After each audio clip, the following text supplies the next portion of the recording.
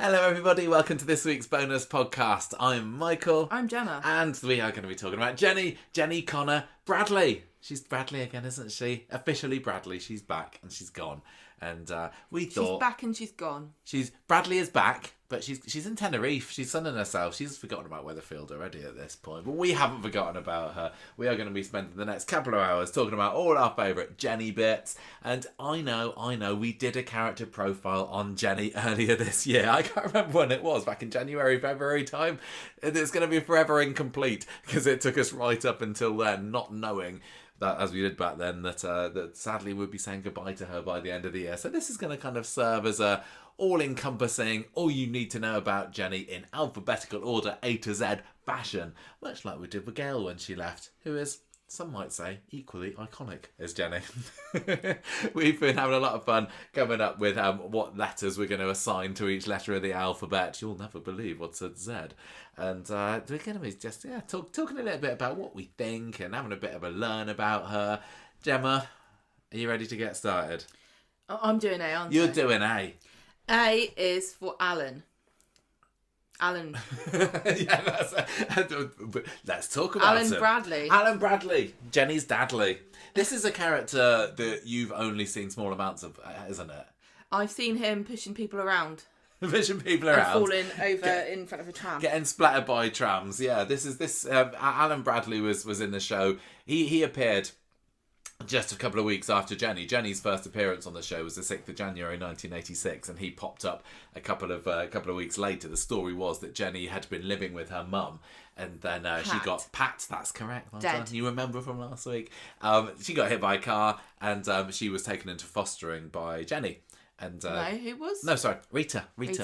And then Alan Bradley came along a couple of weeks later, and he was a little bit estranged, and they spent the next couple of weeks kind of getting to know each other again, and they had a bit of a tempestuous relationship. It wasn't an easy father-daughter relationship, as you might expect from somebody who's been separated their daughter for so long, but also because he was a bit of a git, wasn't he? He was a git, but he also liked the bachelor life, like all gits, and he liked selling his air conditioners around the country, and he didn't have time for kids, just like old what's his face with a pipe. Oh. Sherlock Holmes? No, he hated his kids, that guy. No, who's the guy? Harry Hewitt. Harry Hewitt. You're thinking of. Yeah. At least he didn't put his kid in an orphanage. So Alan, he left Pat because he was a bit of a player, to be honest. Because she didn't appreciate air conditioning. Do you know what? Clearly Can I not. just say, Alan Bradley does not get credit where credit is due for the visionary idea of selling air conditioning in the UK in 1978. Yeah, we didn't need it. He was though. before his time.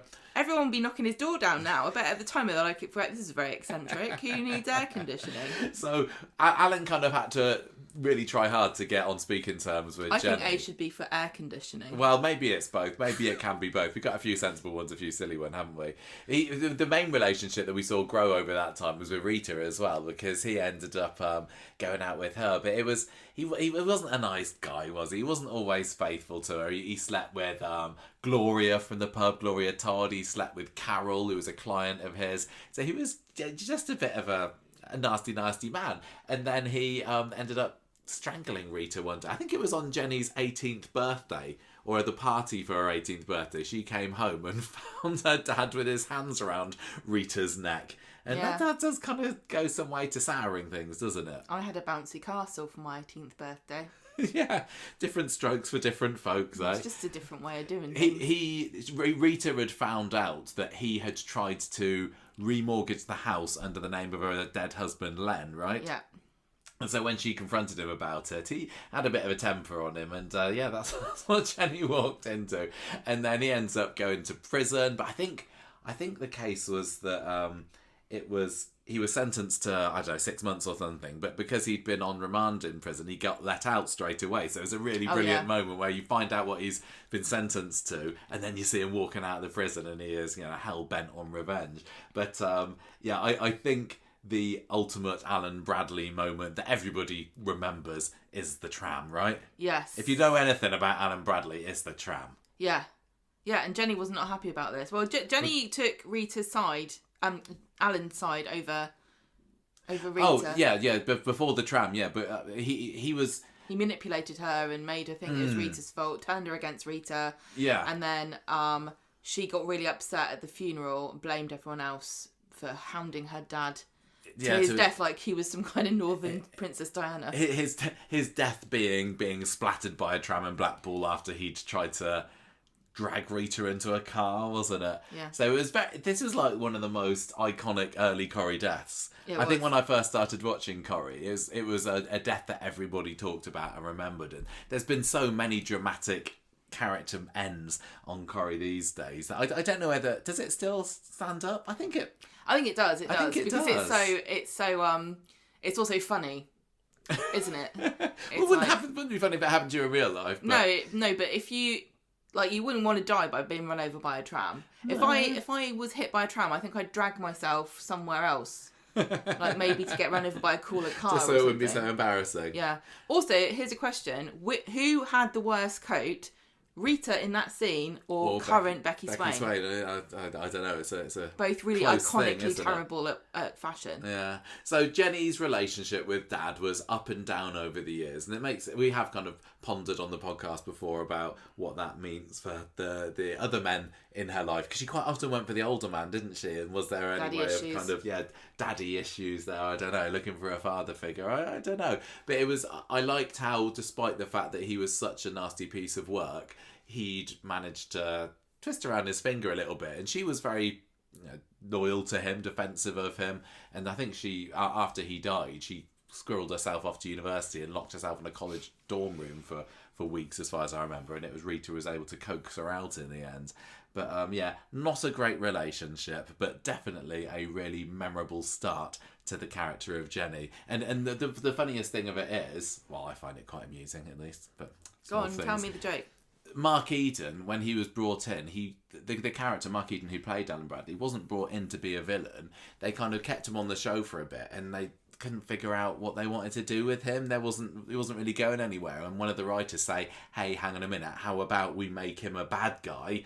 And it kind of all took off from there. And Corrie back then, bad guys weren't 10 a penny like they are these days. So it was really... There's at least 2 villains on the go at any one Exactly. So he's a bit of a prototype big Corrie villain, which the role later filled by Richard, Pat, and so on. Barbara Knox did speak about Alan Bradley and Rita's relationship when we saw her at the conversation audience with Coronation Street, and she said, she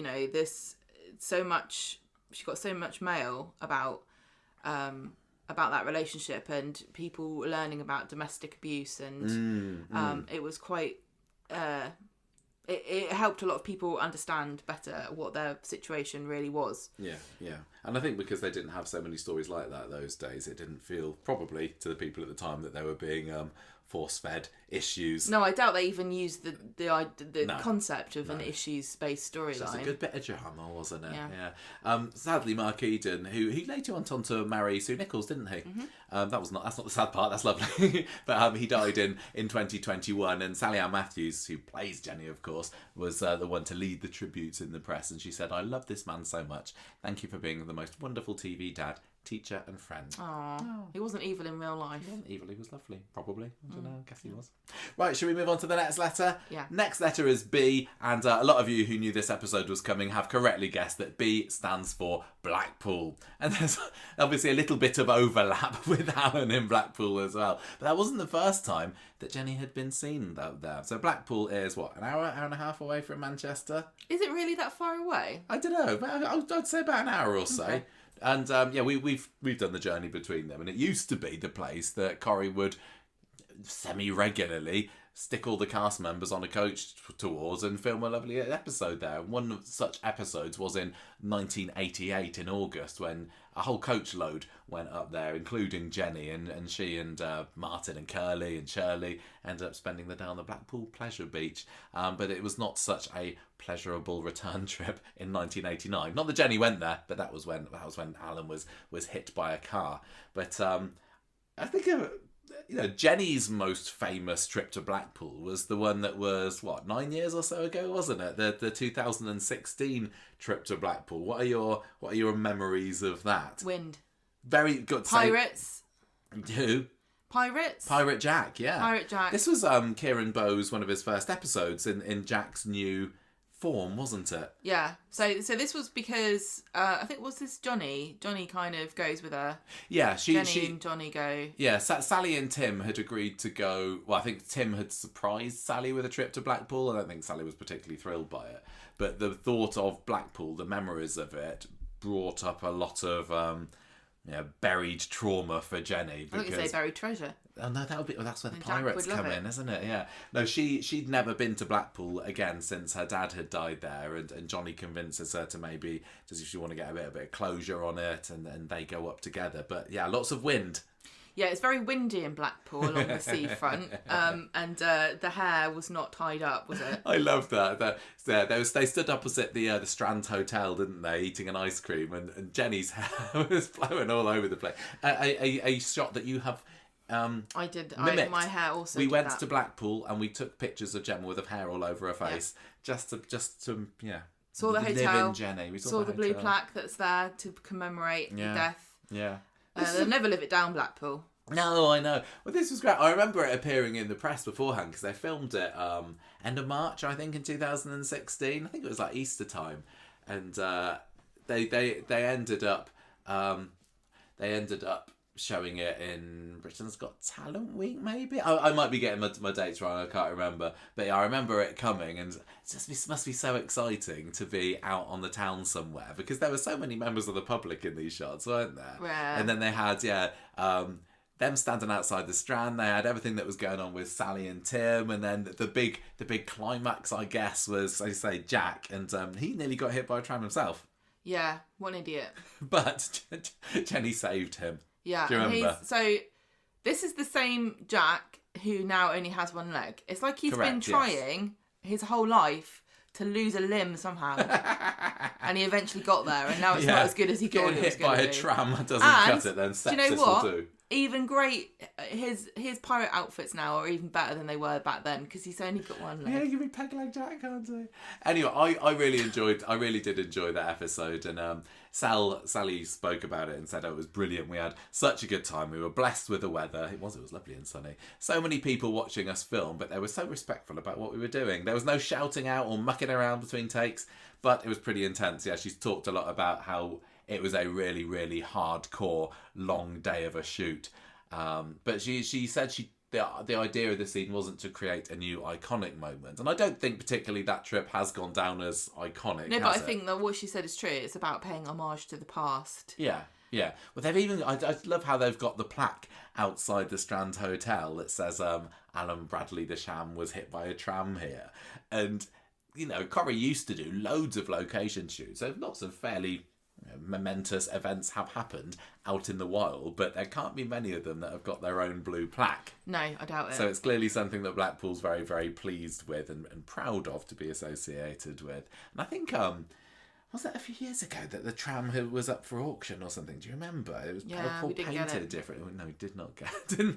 I don't think we could do with a tram. I think having a gravestone in a garden is bad enough. I don't think we've got quite room for a tram, have we? You get in trouble. They nearly had one more trip to Blackpool. Well, Jenny nearly did for the 10,000th as well, didn't she? Yeah, they were going to go to scatter Dennis Tanner's ashes. But they didn't make it, did they? They ended up in a car park instead. It was Jenny and Rita's idea, and the whole gang came along. And they had a lovely time on the trip. But anyway, so that's Blackpool, really. Definitely a very memorable location for Jenny. Not always for the right reasons. See, it's for car crash. And this isn't Jenny's love life. This is her... when she was younger, in 1986, at the end of the year, she was fancying Martin Platt. I don't know why, but she fancied him, and she eventually got him to go out with her. He was older than her, and for some reason back then he thought that might be a bit of a problem. The age gap. Well, he wasn't saying that when Gail came along a few years later, was he? He wasn't saying that when... He was only about, 3 years older than her or so, but I think she was still 15 at the time. Well, maybe she was 6. He also didn't care about it when it was old Katie. Oh no, of course not. Yeah, I forgot about that. I think he just kept going after that age bracket. Anyway. No, I think maybe Jenny was 16 and he was 19 or something. But yeah, she eventually is able to wear him down, partly for his chauffeuring services. Yeah, well, she's very glammed, dressed up in a white satin dress. She's got an updo. She's going to a talent contest. She looks amazing.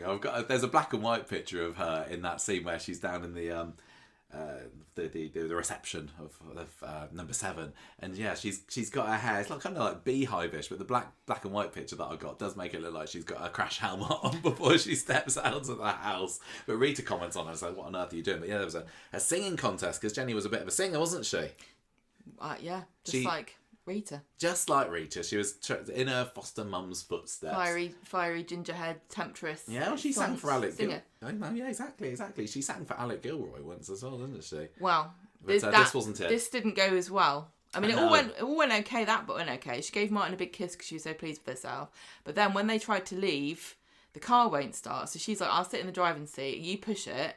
So it does work. And then instead of stopping and letting him in, she just keeps. Well, she keeps going, didn't she? And then yes. she speeds around. She drives through the country lanes and she runs off the road and down an embankment. And I can't remember. Does a car roll over? It does. Dramatic. It's very dramatic. Yeah. It goes over and it lands up on its roof. Yeah. For 1986, this was high level stuntage. It was, and they end up, or Martin ends up in hospital, and she's like, "Oh, so it was you that was driving." And then Alan has a go at Martin, and so Jenny has to come clean about it. Jenny is really good at running people over or crashing cars and then getting her boyfriend or husband to say it was him. Yeah, no, because this is what happened later, much Liz. later on with Liz, wasn't it? Christmas Day 2018, when Jenny gets sozzled because she's convinced that Johnny is having an affair with Liz, and she runs her down. And I remember that being, that's not a very Christmas Day-ish kind of thing to do. And I'm always such a Jenny defender, and every time Jenny does something that's somewhat morally dubious, I'm like, oh, come on, Jenny, don't do that. But I do love her for her naughtiness. But yeah, she just, bottle of vino, I think it was, or vodka, I don't know. Was it? Is she a vodka drinker or gin? I can't remember. But yeah, smashes into Liz. It's white wine that Jenny drinks normally. Okay. And Johnny ends up taking the rap for that as well. She just flutter her eyelashes at him. Well, back in the day with this car crash, Alan forces them to confess, but Rita doesn't press charges. I don't know what she was pressing charges for, but it all goes away in the end, so she's fine. But yeah, I think probably that is Jenny's first ever stunt, but not her last, because there was a very, very big, incredibly memorable, impressive stunt that we will get to much, much later. But if you haven't seen the clip of Jenny and Martin having a car crash, it is really quite a good one, I suppose. Shame he didn't die. What a minx, Gemma. If the Platt dynasty would not be what it was had Martin ended his life there, Jenny could have been responsible for quite a turning point in Platt family history there, couldn't she? Jenny's had a good old go at quite a lot of iconic guys on the street. I know she has. She is really minxy, isn't she? She's very yeah. I don't think you can call it minxy, because I think it's just a function of being a character on Coronation Street. Just shacking up with everybody. Right, so car crash, that is C. And at D, we have got death stare. The Jenny Bradley death stare, Gemma. What does that mean to you? Well, it's where she stares at people and everyone's scared of her. And this was mostly this was online, although Corrie did officially acknowledge this in a social media post in January 2017. They said, "Careful, Aidan, there's a Jenny Bradley death stare if ever we've seen one," because he's up to no good. Yeah, Jenny suspected that he was having an affair, which he was with Alia at the time. I think it was Alia or Eva, I don't remember. But there's something about Jenny Bradley death stare. It doesn't work with Jenny Connor, does it? Jenny Connor death stare. Well, there's a lot of things that don't work with Jenny Connor. Bradley. What is it about that name? I don't know. She's great, isn't it? She's got a Jenny Bradley just feels a bit naughtier. I think Jenny Connor to me has got a bit of respect and a bit of clout to it. Whereas Jenny, it's got a strong. It sounds very strong, doesn't it? Like Bradley. It's funny because a death stare. Everyone's got a bit of a death stare. I think most characters in Coronation Street have glowered at somebody once or twice over the year, but it really took off with Jenny, didn't it? Especially in her early days. And there's so many scenes where she just turns around and gives someone such a stink eye. Yeah, She's brilliant. I think it's because for a lot of the time she was a bit of an underdog, and so really all she could do is give people evil glares. She didn't do a lot, she was kind of on her back foot a lot of the time. And then when she became a landlady at the Rovers, you can't fight people or be rude. You can just glare at them. Yeah, you're right. Much as Her standing behind the bar with Daisy sometimes and just passing comment through a death stare. That's all that she needs to say, really. But I remember there was one. I don't remember what the context was, but maybe she's talking to Liz, and she's got this smile painted on, and then the character that she's talking to, let's say it's Liz, turns around and walks out the Rovers, and then Jenny's face just magnificently melts into this Jenny Bradley death stare. It was the best, and it was the thing that Corrie gifs are made of. Yep. And I think Sal's got a little collection of Corrie gifs of Jenny Bradley death stare gifs, some of which were ones that I sent to her. I seem to remember back in the day, Sal, she loves a good tweet, doesn't she? Does Sal? Oh, She's not as active on there as these days as much as she was. Most people aren't on Twitter anymore because it's too horrible. Yeah, but I remember there being one year towards the beginning of her tenure of Jenny, and she said, "Oh, I need to figure out how these GIF things work because everyone's posting GIFs on Twitter." So I think I helped her out with learning how GIFs work, and I made a couple of GIFs of Jenny death stares at her, and then there's one where she's sitting in her tabard in the factory, and she turns around and gives this brilliant one. It's the best, Who else? Paddington Bear, Jenny Bradley.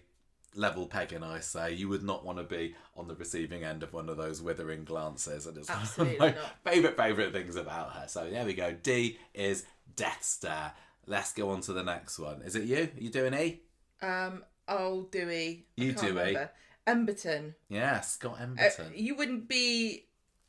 If you don't know who this is, don't be upset because this is a bit obscure, I think. It's kind of Scott obscure, Emberton. but it's also kind of fairly recently. It seems like it's a story that's not really stuck in people's memories for good reasons. So Scott Emberton was a lodger in the Rovers in the mid-2020s, and Jenny, he stays at the B&B, which is what would you call it?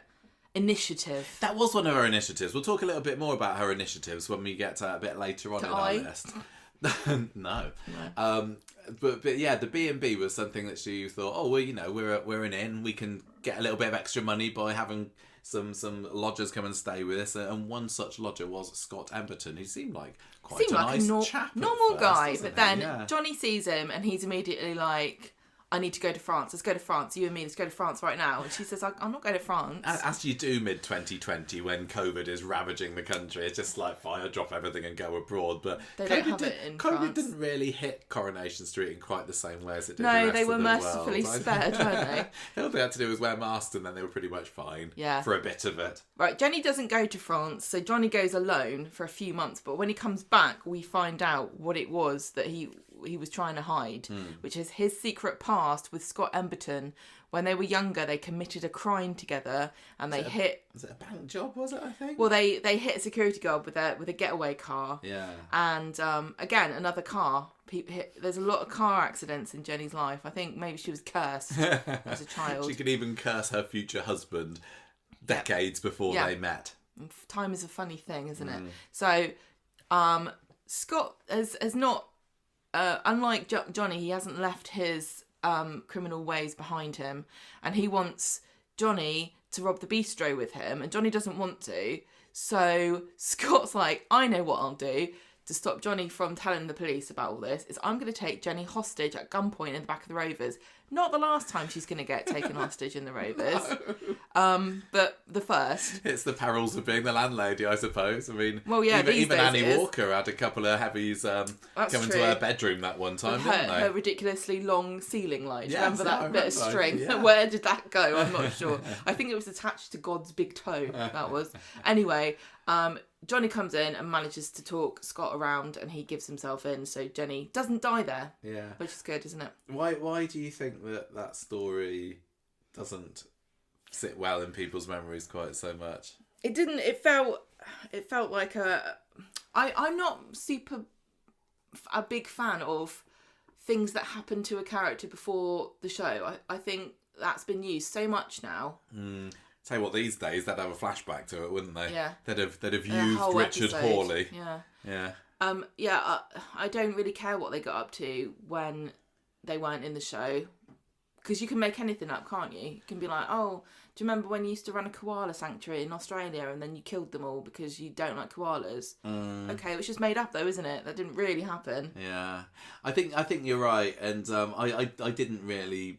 Scott is not particularly memorable a character. He was like, kind of stock bloke. Yeah, middle-aged bloke. Yeah, and also of course this was kind of the beginning of the end for Jenny and Johnny as well, and I did love them as a couple. So and having it revealed that Johnny was a bit of a crim and Jenny breaking up with him partly over it. Yeah, it's just. Yeah, not sat well. Well, it was a little side quest, wasn't it? Little side quest for Jenny Connor. I guess she wouldn't be the person she was now if that hadn't happened. But yeah, Emberton is I think we can swiftly move on from that one. So shall we do F?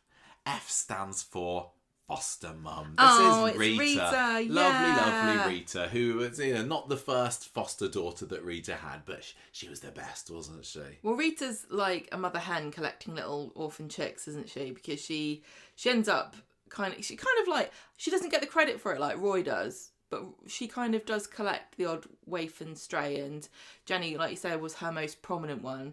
And being in a relationship with Jenny's dad, obviously, was a bit of an up and down, wasn't it? Yes, yeah, especially when he would he strangled her, like we said earlier. Do you remember there was also that episode where he tries to spring a wedding on Rita? Yes. And she's like, not bloody likely. Shouldn't be a surprise to anybody involved in the marriage. Yeah, not so good. But the relationship between Rita and Jenny, although that has also had its ups and downs, is really one of kind of the lingering, just lovely familial relationships on the show, I think. Rita's always giving Jenny advice, and actually if she'd listened to Rita a bit more, she might have had a slightly easier life, I think, at times. And obviously Sally Ann Matthews and Barbara Knox, who play Rita and Jenny, have had a long career working together, and that it's clear that they really have a lot of respect for one another. Yeah. You know, Sal was always talking about how lovely it is to work with Barbara Knox. They really enjoyed doing that 10,000 episode together because they had that scene where they were reminiscing. A lot of the stuff where, you know, that's really good between those two characters are reminiscing scenes, aren't they? That is probably up there as one of my favourite Jenny and Rita scenes ever. End of the 10,000th episode. We're still reeling from the trauma. Yeah, or of Dennis Tanner being scattered across the car park. Yeah, Rita goes into the Rovers and she's looking around, and all the clips of the characters from over the years speaking are echoing in her ears. There's Mavis, there's Dennis, of course. There's Bet.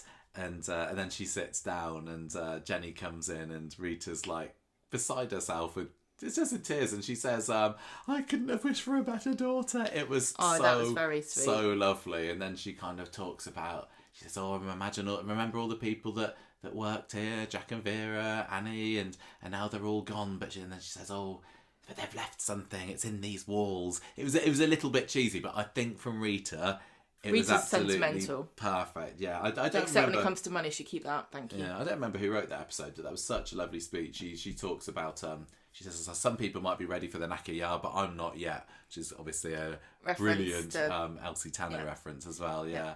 I loved that scene, and any time where Rita and Jenny have a heart to heart is so heartwarming and cockle-warming, isn't it? Yeah. Which is why I'm glad that they ended up going on bad terms, which I had been a little worried about. Not going on bad terms, sorry, which I was a little worried about that they wouldn't. Are there any other other Jenny and Rita moments that stand out to you? Well, she was quite instrumental in when Jenny came back, and then came back again, wasn't she? Yes. Because Jenny came back in 2014, right, after a long break. Yeah, 21 years or something. You tell me, because I can't remember. Well, she we'll talk about that, come back later, but then when she gets sectioned for having a little bit of a kidnap drama with young Jack. She comes back about 7-8 months later, and it's Rita who I makes remember this contact bit. with her. Yeah, she finds her in a grotty bedsit and she rescues her and gets her a job, and she's the one who's responsible for her permanent return to Coronation Street in 2015. Yes. But I was talking about in 2014. This is when it's Rita's birthday, isn't it? And yes, you're right. It was because Jenny comes on the show and she sees Kevin and they go into the pub. Yeah, this is the blind date thing. Yes, they go to the pub and then Rita's away in Cartmel visiting Mavis, and so she thinks it's safe to go boozing, and then Rita ends up walking in on it, and Rita's not happy to see her for reasons that we'll learn more about later. But yeah, there was quite a lot of bad blood between Jenny and Rita pre her 2014 return, and it took a lot of work from Jenny to show that she is a good one and she's worth forgiving. Yes. And bless Rita, she can hold a bit of a grudge, but she's got a lot of forgiveness in her heart as well. I mean, she has to be, with having worked with Mavis and Norris over the years. You've got to have some level of tolerance there, haven't you? Yeah. And she's also kind of responsible for fostering a relationship between Jenny and Gemma, because she took Gemma under her wing a bit, and then she had that thing where brain tumour stuff. Yeah. When Rita was in hospital with a brain tumour, then Jenny and Gemma had a fallout about something, and there's a lovely little scene in there where Rita was trying to get them to bash their heads together, basically, and get on for her sake, if anything else. And really, it never really felt like it had been developed. It was developed properly. Jenny's behind the bar Rovers team, but I do think that there was a lot of good character stuff done, like foundationally, with her and Gemma, and Daisy, and then you got Glenda, and then Sean and Ryan a little bit.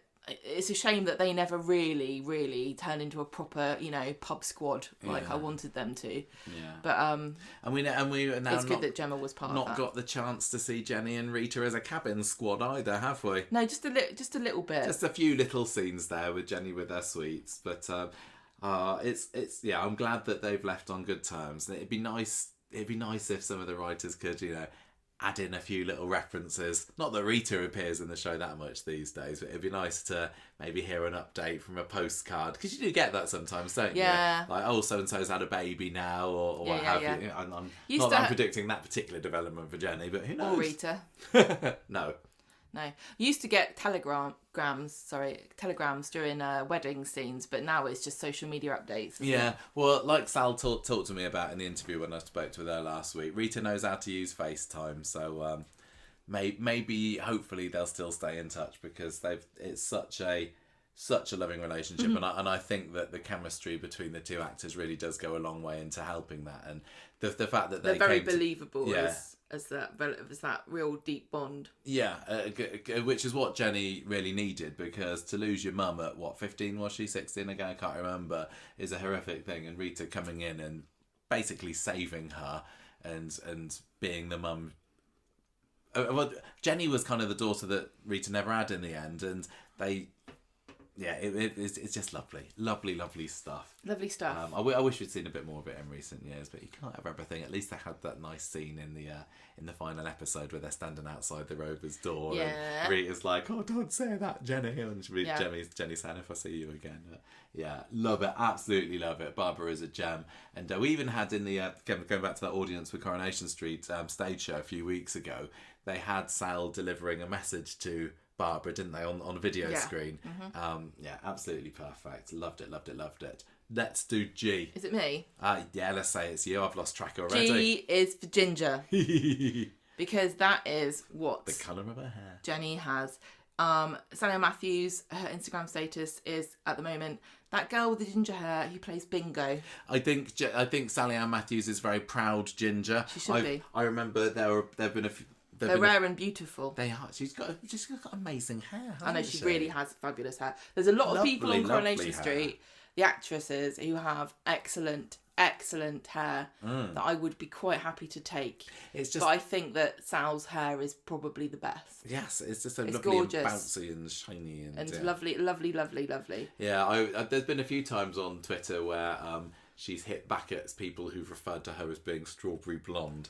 So it's definitely a ginger, and I've seen her come to the fence of some fellow gingers as well. Yes. So yeah, I mean, obviously the most important thing though that's come out of this is that she was our long-term winner of the Flamin' Nora Award in the Conversation Street Awards. 2015 to 2022. Now, if only we kept it going till this year, she would have had a 10-year streak. Yeah, because that's nobody true. else was really going to get that award. No, I'm sorry to say. And who's going to have it? Who would have it now? Who's the spiritual successor? There's very few left, isn't there? Very Glenda few went gingers. red. She dyed it dark red, but it wasn't the same. Well, back in 2012 when we started the podcast and we did our first Conversation Street Awards, there were a good number of redheads on the show. Yeah, there were. That's why we there? even had the category. And Coronation Street has got a bit of a history with iconic redheads. Yeah. Elsie Tanner being the first. Yeah. But I think in 2014, which was Jenny's return year, I think it was Fizz. Yeah, Fizz. Won it that we had year. Chesney and Craig, I think, were nominees. I can't remember who Kathy's been a nominee at some point, but there was tons of them. And alas, sadly, dying breed. Yeah, they are a bit of a dying Sad. breed, aren't they? Sad. But we decided to retire the award in I think it was 2022, like you said, and we got Sally Ann Matthews her very own hand. She's the recipient of the only physical Conversation Street Award. We made up a little trophy. Well, hang on, no, she's the only one who's got a trophy.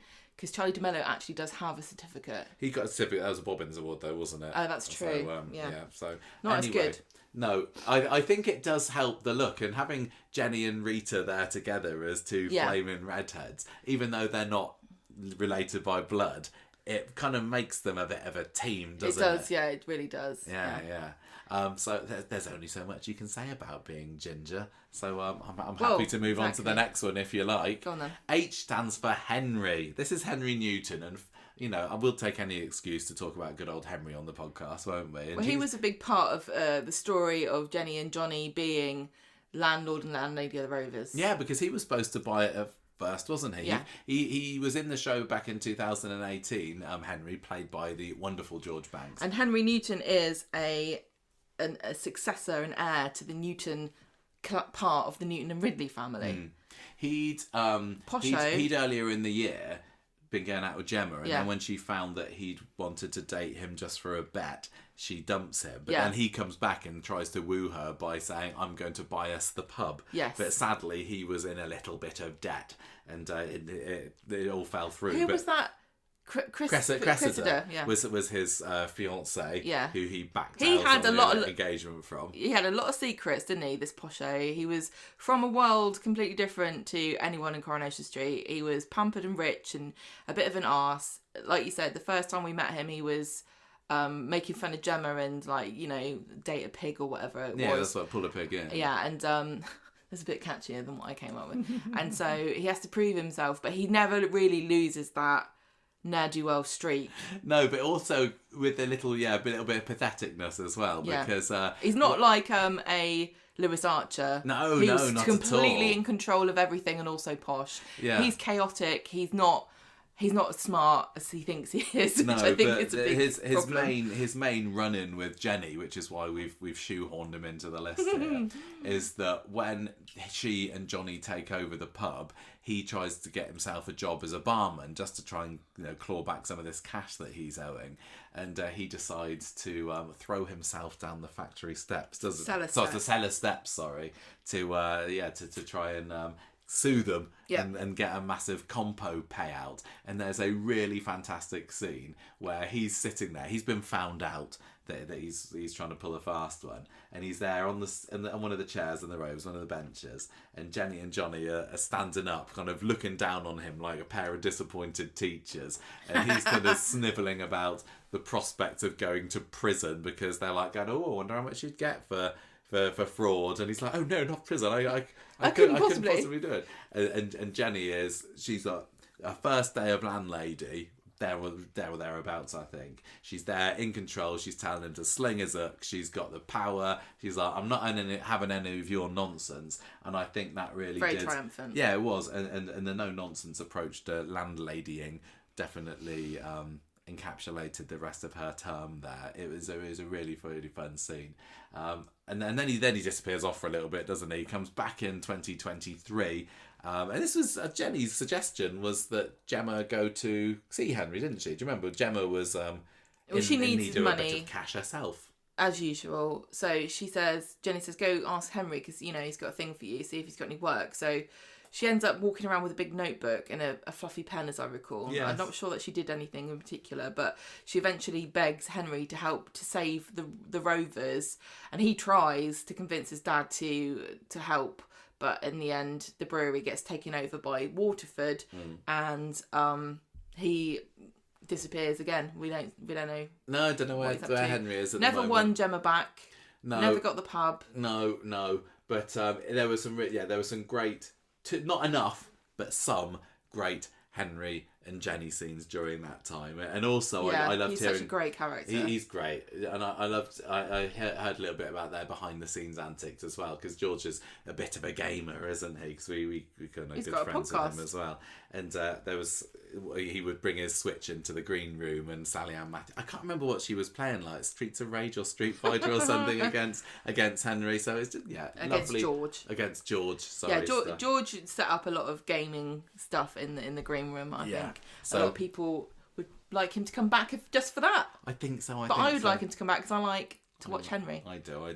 Even if you wouldn't be able to share any scenes with Jenny again. No. But very tangentially Jenny related, that one, but worth mentioning all the same. There were some really, really good scenes that they had together. Yeah. I think it's time we moved on. Gemma, what's next? I is for infidelity, because Jenny has had a few dalliances, hasn't she? She has. For a character who I like to think of as generally morally upstanding. I don't think anyone is on Corrie. No, I don't think so. But they're all quite flexible, aren't they? Yes, she's definitely not been the most loyal of partner over the years, and the one that stands out to me the most as being the most heinous of hookups was Ronnie Bailey back in 2021. Do you remember how mad I got about that? You weren't happy about it, but he's got big guns, that guy. He's a buff bloke. I know. And he's obviously charmed Debbie, so there must be more to him. But he was a bit of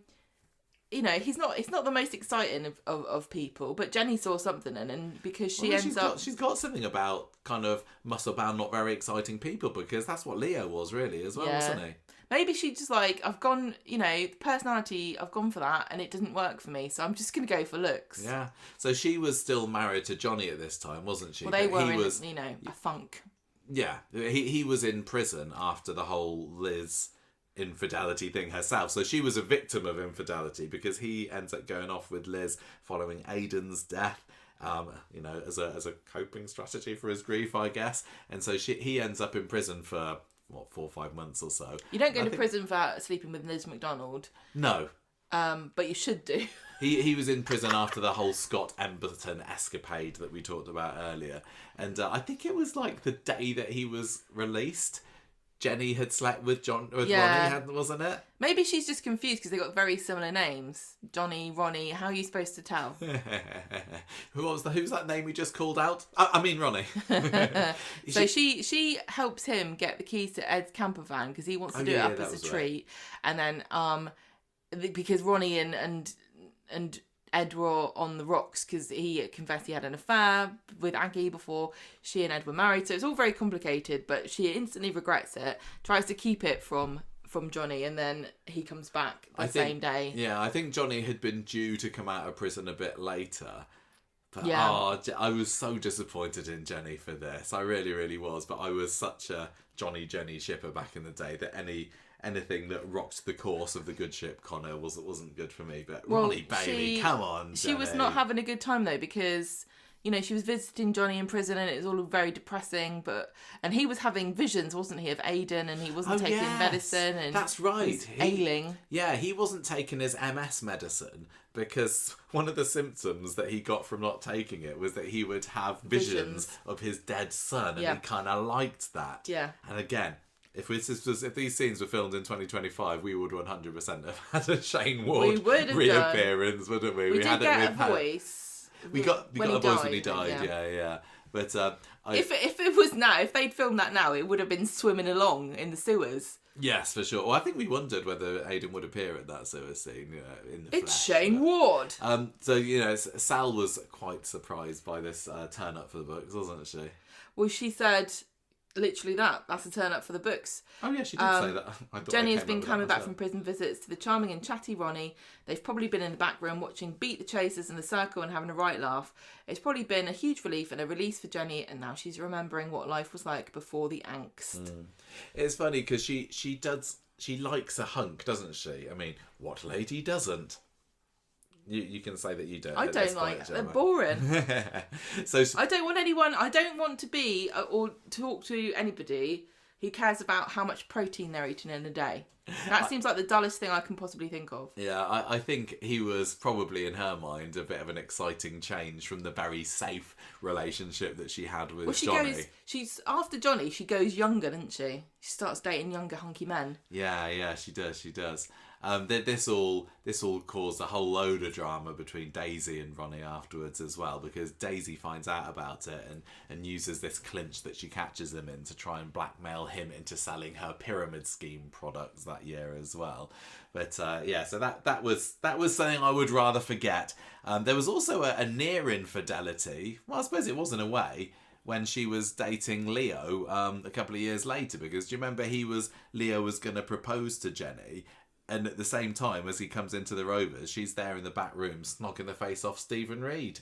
What can you do? Yeah, again, attracted by a bit of a suave hunk there in Stephen. Yeah. Although, Stephen was only interested in Jenny because he wanted to get his hands on the pub. Well, she's also been, apart from Stephen, but she's also got involved with a married man, with Robert Weston, who's a dentist. Not Robert Preston. No. Robert Weston. She shacked up with him in 1991, and he knew that he was married but didn't mind being his mistress. And she also was a... What was it? She was a bit on the side, wasn't she? For Christina and Greg, and ended up poaching Greg off of Christina, who's never let her forget this. She's a real relationship wrecker. She's a home wrecker, yep. I think that Christina had her number for that. So broke that relationship up, and that's where Daisy came from. Greg. This one with Robert Christina. Weston that you were talking about, that was how she ends up leaving the programme in 1991. She goes off to live with this married dentist. Who I can't say it leaves sounds his wife for her. inspiring. No, but maybe it's a money thing. Dentist quite rich. I mean, what did we have for G earlier on? Ginger. I mean, second choice must be Gold Digger there as well, because that's certainly a name she gets that's accused been of this of many a time because of her relationship with Jay. Jay for Johnny. Jay is for Johnny. The love of Jenny's life. I think this is your love of Jenny's life is Johnny. I've had a verification from Sally Ann Matthews herself that Johnny was the love of Jenny's life. Come on, who else could it be? It does seem to be the one that's worked, that they put the most time into. I can't really think of another long term. No, I mean, we never saw her and Greg, so we don't know whether that was a beautiful and romance. all the time with Robert as well. No, so this is the on-screen relationship that we saw. I don't remember what I thought when I heard that they were getting together, because it was a bit of an unusual pairing, right? Yeah, Johnny is older than Jenny, and he's also feels like a very straightforward, no-nonsense guy, and Jenny is a bit of a player. She's a bit of a game player, isn't she? She's a bit of a, I'm going to do something for attention. If you don't do what I want, I'm going to play silly buggers. And he doesn't strike me as the kind of guy that responds well to that kind of thing. He's also not very materialistic. He's a businessman. He's not really a family guy. He likes his beer, and I'm not sure what else he really likes. So on the surface of it, they have nothing in common. They don't really seem to have a sense of humour that they share. They don't have hobbies in common. What is it that they saw in each other? I don't know. But the chemistry, I think that Richard Hawley and Sally Ann Matthews worked very well together. They seem to have a really great professional relationship, and that kind of really showed on the screen. Well, Johnny had a big heart, didn't he? He was a bit of a teddy bear. He's the kind of guy who you can wrap around your little finger. Yeah. And Kate had been doing that her whole life, Kate's daughter. And then, once she's about to fly the coop, she never really bloody does she? Jenny then steps in as the role of like, please shower me with affection and money. Jenny got the job in the factory as a cleaner, didn't she? Well, Rita gets it for her, yeah. Yeah. And she isn't trusted by her people co-workers. don't like her. They look down on her. Well, people don't like her because of everything that happened with Maddie and Jack. But Johnny saw the good in her. And I don't think it started as she was very beautiful. Yeah, but I didn't think it started as I'm going to prey on my underling here. I think that he just kind of saw that she was lonely, took pity on her. He was a bit lonely as well. Yeah. And they had a really... It is a bit of a classic scenario, isn't it? Of like a woman with daddy issues, slightly older man whose children have flown the coop and is looking for companionship. I imagine I thought it was a bit of an unusual pairing, but it didn't take long for me to be really all in on it, because Corrie did the great thing that they can sometimes do a really good job of at, which is making something romantic and simple and a bit beautiful, and they did this, and she like ends up doing some sewing lessons with him in the factory, doesn't she? Well, she's trying to learn so she can get promoted how to use the sewing machine. But then it also did get a little bit raunchy as well, because you heard about their antics in the in the material cupboard, I think it was, wasn't it? So it had a fun start. it had her spying on him at the spying for him at the factory, didn't it? Yeah, she was a mole in the factory, so that didn't go down well with some of the other factory girls. And then before, like, a year or so until they got married, it was a bit of a whirlwind, right? Yeah, it was. And there was the whole thing too with Tracy, because of Johnny's relationship with Carla, and Carla was getting married to Nick, and Tracy wanted to ruin it, and then they became in cahoots with one another because Jenny helped him to trap Tracy in the cupboard. Yeah, the Jenny traps Tracy in the stock room was brilliant, and she's there getting on with her sewing herself, isn't she? And Tracy's there hammering on the door, and I can't remember what Jenny says. It's like, pipe down in there. Some of us have got work to do. It was fun. She plays great. I've written it down later on. I can't remember where. I wish that which letter it was, but I've written down the song that she plays. Oh, okay. Yeah, I don't remember what it was, but having.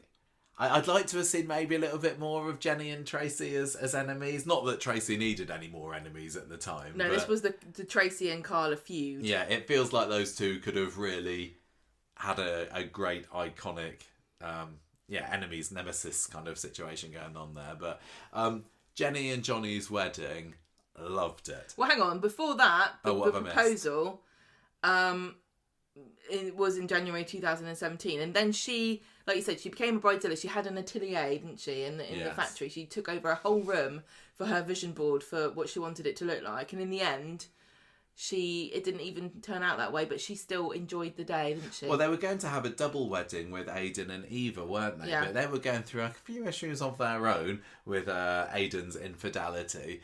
And Rita, of course, this tied in with when she had the brain tumour. So Jenny gets to this magnificent hotel where they're going to get hitched and decides this isn't right without Rita being there. So off she goes to the hospital on the back of a motorbike. I thought that she came back on a motorbike. Well, they were at some point during her wedding day. She was on the back of a motorbike wearing a wedding dress. Fab. It was a great wedding episode. But she doesn't notice that Johnny's MS symptoms are developing because she gets too caught in with it. Kate accuses her of gold digging, which is quite funny because it's okay if Kate is a gold digger for her dad, but not somebody Jenny. else.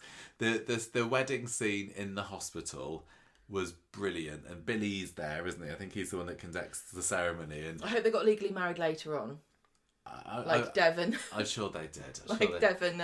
I loved how overexcited Jenny with it was, because he has to kind of rush the ceremony because the nurses are trying to say you can't be in it, you need to clear off, and Jenny's like, I do.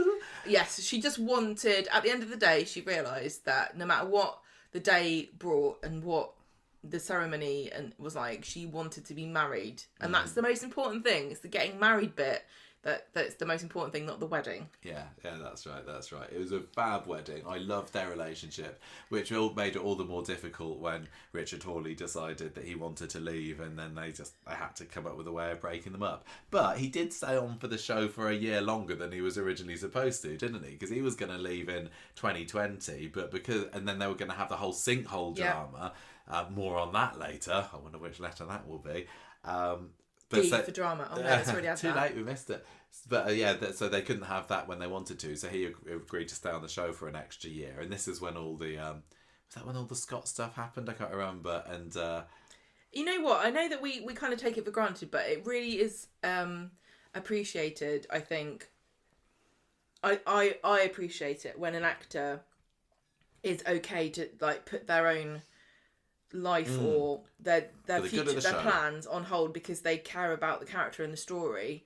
And I think that is a very I think it's not appreciated enough because we've seen what happens. I'm not going to name names, but we've seen what happens when an actor's like, I'm off, I've told you I'm leaving, I'm not hanging around any longer, and then they end up with a quite unsatisfactory or sometimes not even an ending at all. So the fact that Richard Hawley stuck around to give Jenny and Johnny a really dramatic good ending, and we're not going to talk about what that was yet, but it was worth the wait, I think. Yeah, it really, really was. I'd like to think that had Richard not left the show, that the pair of them would still be together. Yeah. You know, she did have a roving eye, but they were really, really solid couple, weren't they? Yeah. And I think that they could have, in an alternate world, have gone down as a modern Corrie classic. Well, it's really because, we haven't even said this, and I don't know if it comes up later, but it's only because of Johnny that Jenny gets the Rovers. Yeah. Well, I'm sure it will come up later because we've not said much about that yet. Penguins, they get the Penguins and the Rovers and the Johnny and Jenny together and the J and the J. Yeah. Loved it. What a couple. Absolutely fab. I've lost complete track of who's on which letter now. Do you want me to do this one? Letter K is for Kevin. Another man in Jenny's life, and one that we mentioned earlier. He was partly responsible for her coming back into the show in 2014. So Kevin and Martin just really occupy the same space in my brain. You're not so adverse to Kevin, are you? No, I don't hate him, but he's not a great guy, is he? They certainly had better halves, both of them, didn't they? And it could have been Kevin and Jenny, because when she appears in 2015, she's there as his blind date. Blind date. It was interestingly, I thought I don't think I'd seen this quote before. They tried to get Sally Ann Matthews back on Coronation Street in 2010 for the 50th anniversary of Coronation Street, and she said in this interview, normally my initial reaction would be to say no, but I thought I'm never going to get away from it, and people still recognise me from it. I'm proud I was in it. Coronation Street, that is. It's amazing it reached the 50-year milestone. I should embrace it. So that's when I started to feel differently. So after leaving Coronation Street in 1993, she went off and did a bit of Emmerdale, didn't she, for a while, and various other things. It looks like they tried to get her back, and finally in 2014 she said yes. Yeah, because she had this, she didn't want to be typecast. She wanted to get away from Corrie and do other things. But it was the siren call, wasn't it? Yes. And she eventually get to hook up with Kevin Webster. Who would turn it down? This was announced that she would come back at a press conference by Stuart Blackburn in October 2014. And her return then at 21 years marked the longest break for a Corrie actress, but Debbie's broken it since. It's funny, like 21 years in a way, it kind of feels like a long time, but it also doesn't. It also doesn't. When you have Dennis Tanner appearing after nearly 40 years or so, 21 is nothing. Yeah, like you said, Debbie's broken that now. But her first scene in 2015 in January was a surprise blind date with Kevin, and she's found Kevin on a dating site, and she says to him, I kind of always fancied you a little bit back then. I don't know whether that was retconned in. I can't remember. They didn't have a lot of scenes, but they did have some in the 80s. They had some scenes, yeah. There was one scene where they went to Sally and Kevin's 3rd wedding anniversary party, and she ends up snogging somebody there. I think that's another infidelity I didn't mention before. She also dates Kevin's boss, Mark Casey, when Mark inherits the garage off of his dad. So she really is, isn't she? She had a lust for power. The Mrs. Mrs. Garage owner. Mrs. Garage, yeah. There's a couple of nice clips of this from 2015 on YouTube that I was looking at the other day. There's one where Kevin brings her to the street, and it's the first time she's set foot in it for 21 years, and she's kind of commenting on the maisonettes that have kind of all sprung up and ready since then, and she's like, it feels the same, but it's a little bit different. Oh, it is weird when you go back somewhere. So this was this Media City? No. This was back in. So it was the same place that she had been when she Yeah. was, because obviously the sets have changed over the years. There's been quite a few different sets, but so she went back to the old Key Street set. I think it was. I'm pretty sure that's right, but I might be wrong. I've lost track. In fact, now I'm mentioning it, I'm thinking maybe it wasn't. I think it maybe was Media City. Anyway, I thought that I didn't remember much, but I saw a couple of clips of it, and it really did feel like Jenny and Kevin had a good bit of chemistry going on. And it's funny thinking back then, because Jenny kind of meant nothing to us prior to her comeback, didn't she? Yeah. This is the thing about this, is that when we were doing the podcast, we had not, like, you had your history of watching it. I had like a very small amount of, not very limited knowledge about. You'd watched it for the 10 years, hadn't you, beforehand? Yeah, before then, but Jenny wasn't in it. No. And so a lot of the things we were talking about, it's like we were students in history class going, I heard about this, thing that happened in Germany, but I wasn't experiencing it myself. No. So I'd seen bits of Jenny on Granada Plus. Yeah. And it was really, I think I credit Sally Ann Matthews for inspiring us to really, really take the history of Coronation Street seriously and start to watch the older episodes to get a grasp of these characters. Because when you're doing a podcast like we were, and then a character comes back 21 years later, you're like, okay, I do have to take this seriously. It isn't just like a revolving door or like a conveyor belt of like new stuff all the time. Coronation Street has got this really rich history with all these characters that have backstories that you don't even know about. Yeah. And so you can't ignore it. You really do have to acknowledge and kind of pay tribute to that backstory, because it does inform the way the characters act. And so it was the fact that she came back and Sal was, you listened to the show as well. I really do think that it kind of kicked off an era of this podcast you're listening to now that probably might not be the same without Sally Ann Matthews. Yeah, I don't think that's wrong. I think that she really has been a very influential figure in the show as well as Coronation Street. Well, this return as well. I think she was brought in for 6 months or so.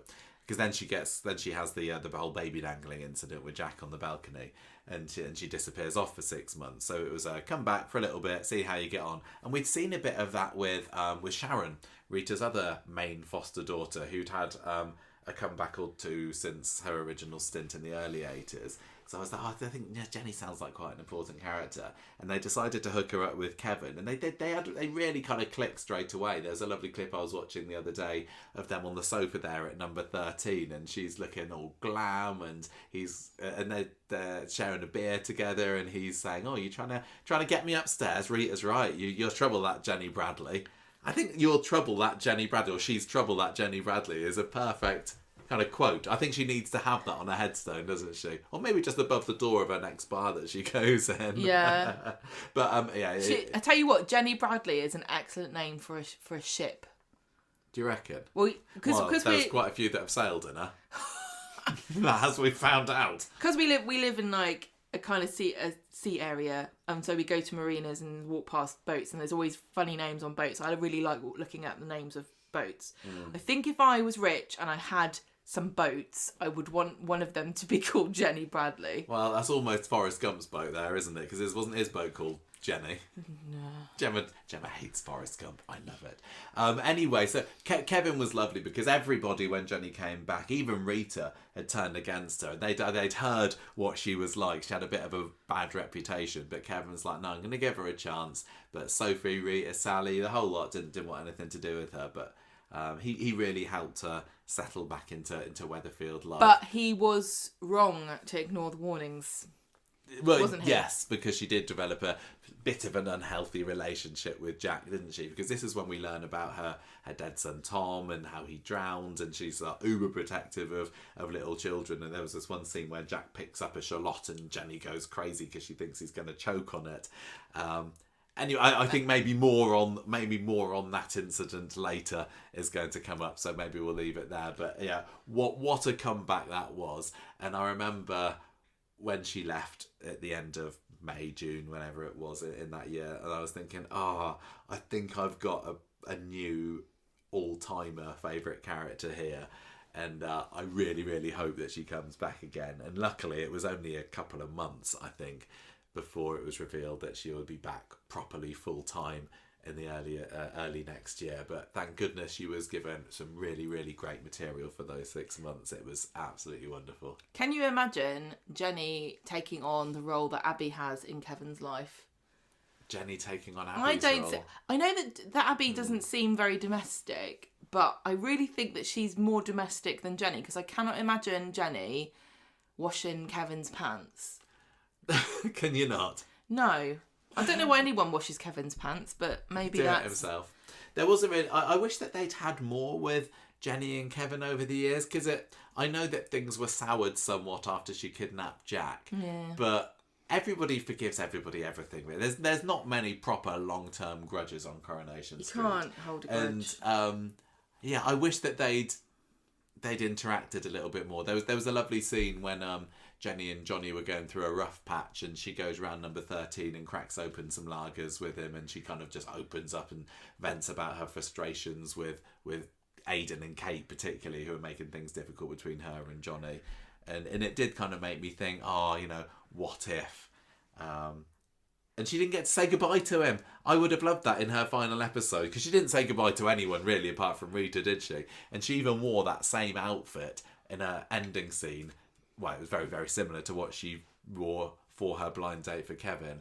And he's going through such a rough patch at the moment. It would have been nice for her to have given him a bit of a G up before disappearing off. Interestingly, we did have a scene that could have happened with Jenny when we had Sally Metcalf. Yeah. Have that scene with Kevin where they both were sitting in the kitchen talking about how they've moved on since their marriage. And obviously it works a lot better with Sally, given the history between her and Kevin. But it is a shame. I guess that's why they didn't have it with Jenny and Kevin, because he didn't need Jenny to sort of give him that dose of nostalgia, because Sally was going to do it was there soon. For him. Yeah. And wash his pants. And wash his pants, exactly. Do you wanna announce our next letter? What the bleeding L is L, Gemma? L is for landlady. Of course it is. And this was Johnny and Jenny taking over the pub, August 2018, and this was such a great, amazing moment for us on the podcast, because we've had a couple of our favourite characters take over the role of landlady since we've been doing the show. Toya, love her. She wasn't as good. No, she wasn't. I wouldn't say that she was necessarily a favourite character of ours when she took over as well, was she? Speak for yourself. and Johnny and Jenny, and it really did feel like a good move. The Rovers landlady position is so iconic, and so few characters have had the role over the years, that for a character who is so important to us and such a favourite to us as Jenny, it was just a dream come true. It's like being crowned the Queen of Coronation Street, isn't it? Yeah. Or like the Prime Minister. Sal has said to herself, when I chatted with her last week on the podcast, and she said that it was never really a role that she'd envisioned. She'd never thought, well, I'm going to be the next Rovers landlady. It was just kind of dropped on her lap one day by the producer, and she's like, oh my gosh. I remember we did an interview with her. It was me and you that interviewed her back in the day when you would sometimes sit in on them. Do that anymore. Back in 2018. And we chatted with her about kind of immediate reactions to becoming the Rovers landlady. And she said, well, this is actually a secret I had to keep for 7 months. And even back then she said that she was gobsmacked about it. She said she was looking forward to the nice frocks that she would get to wear as Rovers landlady. What did you think of Jenny's landlady fashion? Did she have a look? Yeah, she did. She had like a business, like Karen Brady-esque kind of like nice outfits, you know? Yeah. Like she wore like business attire. She looked like literally she meant business behind the bar. Sometimes you get like Liz's style was a bit, tarty. I was going to say a different word, but tarty's an excellent word to describe her. I know what Blanche would call it. Yes. Prostitute. But Jenny kind of looked like, I'm taking this seriously. It does remind me a little bit of when I was at school, and every year in September I would have like all of the stationery and a new pencil case, and everything was sharpened, and then the middle of September, it's all gone to pot. So yeah, it was. It's funny. Sally Ann had said that she wanted a bit of a Showtime look for Jenny, and I don't think we ever particularly got that. I don't know that you know about fashion enough to really have an opinion about it. Would you call her look Showtime? She was putting on a front, wasn't she? She was presenting an image to the world that she was like a, someone not to be trifled with. Yeah. Women have to think about. Well, women don't have to think about it, but we send messages with what we wear because there are so many choices. Like with men, you wear straight guys will wear a suit or jeans and a jumper most of the time. That's I am in really. jeans and a jumper right now. But women have so many other things you've got to wear, and that every single different outfit sends a different message to people and different messages to different people, and so you can tell a lot from a character, especially on a soap, because everything's selected for a reason, isn't it? And I think that Sal looked great in all of her Karen Brady outfits. I thought it was funny. Again, I listened to part of this chat that we had with her back in 2018, and one of the things she said was, "I'm looking forward to seeing what kind of landlady Jenny will be. Will she be bossy? Will she be fun? Will she be drunk?"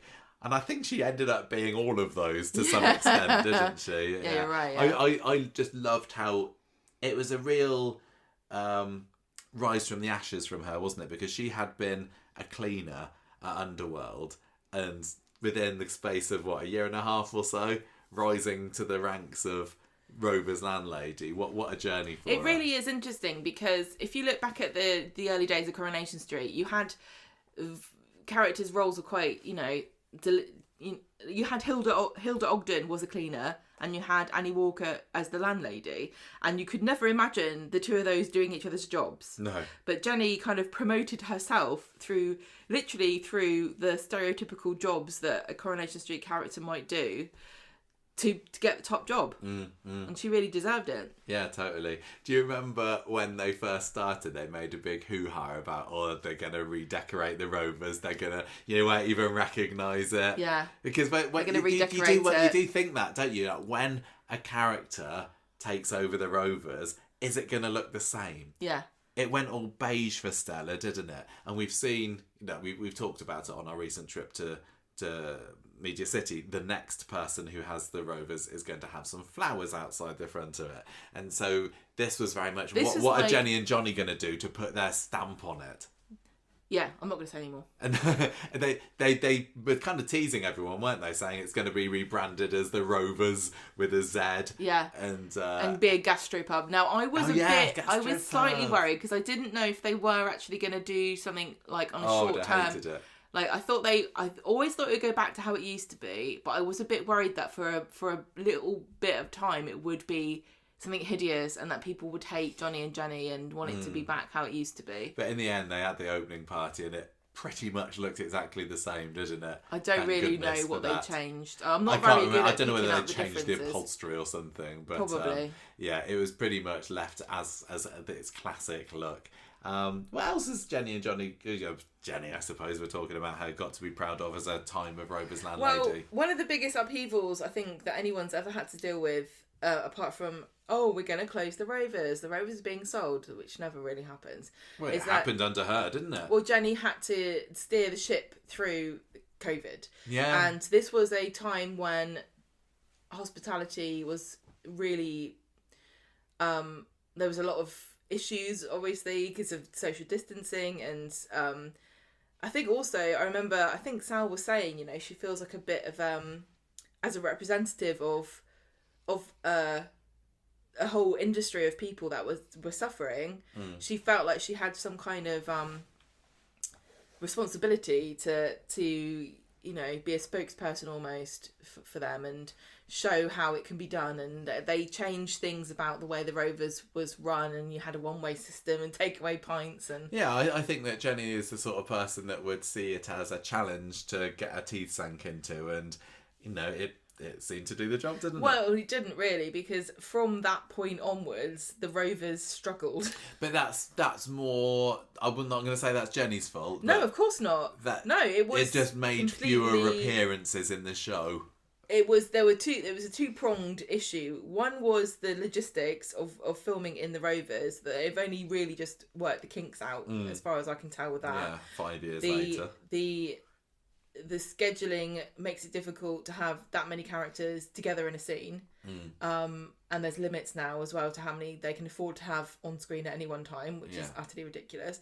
And also the story, universe, world, real life stuff of a pub, quite realistically struggling past COVID into a world where people don't have as much money, cost of living crisis, lots of different issues that led to the Rovers not really, struggling really, and her ending up having to sell. And it was a shame. We spoke about this recently, and we did a Patreon episode, didn't we, about top landlords and landladies and Rovers owners, and we said that it was, we just didn't get to it. She had real potential, but sadly circumstances dictated that they just didn't get enough screen time. They didn't have as many Rovers stories. You said earlier about the fact that they had a really strong team there with the likes of Glenda and even Sean. I really enjoyed behind the bar, Daisy obviously, but we just didn't see enough of it.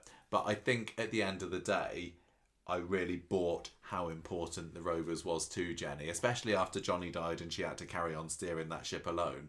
And to have her final scenes not dissimilar to Bet's, where she's like there leaving the pub, kind of stroking the sign a little bit before going off to a brighter future. It reminds me... It's very fitting, very, very fitting. A little bit also of what happened with Annie Walker when Jack died and she had to take over by herself. Yes. And there was... I don't think anyone questioned her as much as they did Annie, because, the misogyny at the time was rampant and nobody thought she could do the job by herself because she was a woman. But that question of, can she do it alone? And...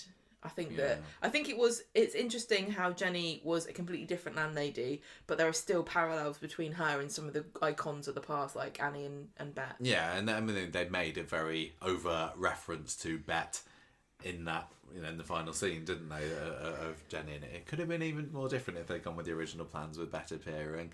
But yeah, I think when I look back on the iconic Rovers landladies, Jenny's absolutely up there for me. And I think I'd like to think that had Sally Ann Matthews decided or not decided to leave, I'd like to think that she would still be there with her name above the door now, because I never got to feeling anywhere close to that's enough of Jenny now. No. Let's give someone else a turn. She could have kept that going, Annie Walker style, for many years to come, I'm sure. The idea of taking her out of the Rovers to me was a huge mistake for the character, because I think that even though it didn't feel like an obvious direction for the character to go in, once she'd gone there, it felt so right to me. Yeah. And like you said, I always felt like I hadn't been really given what I was hoping for from it.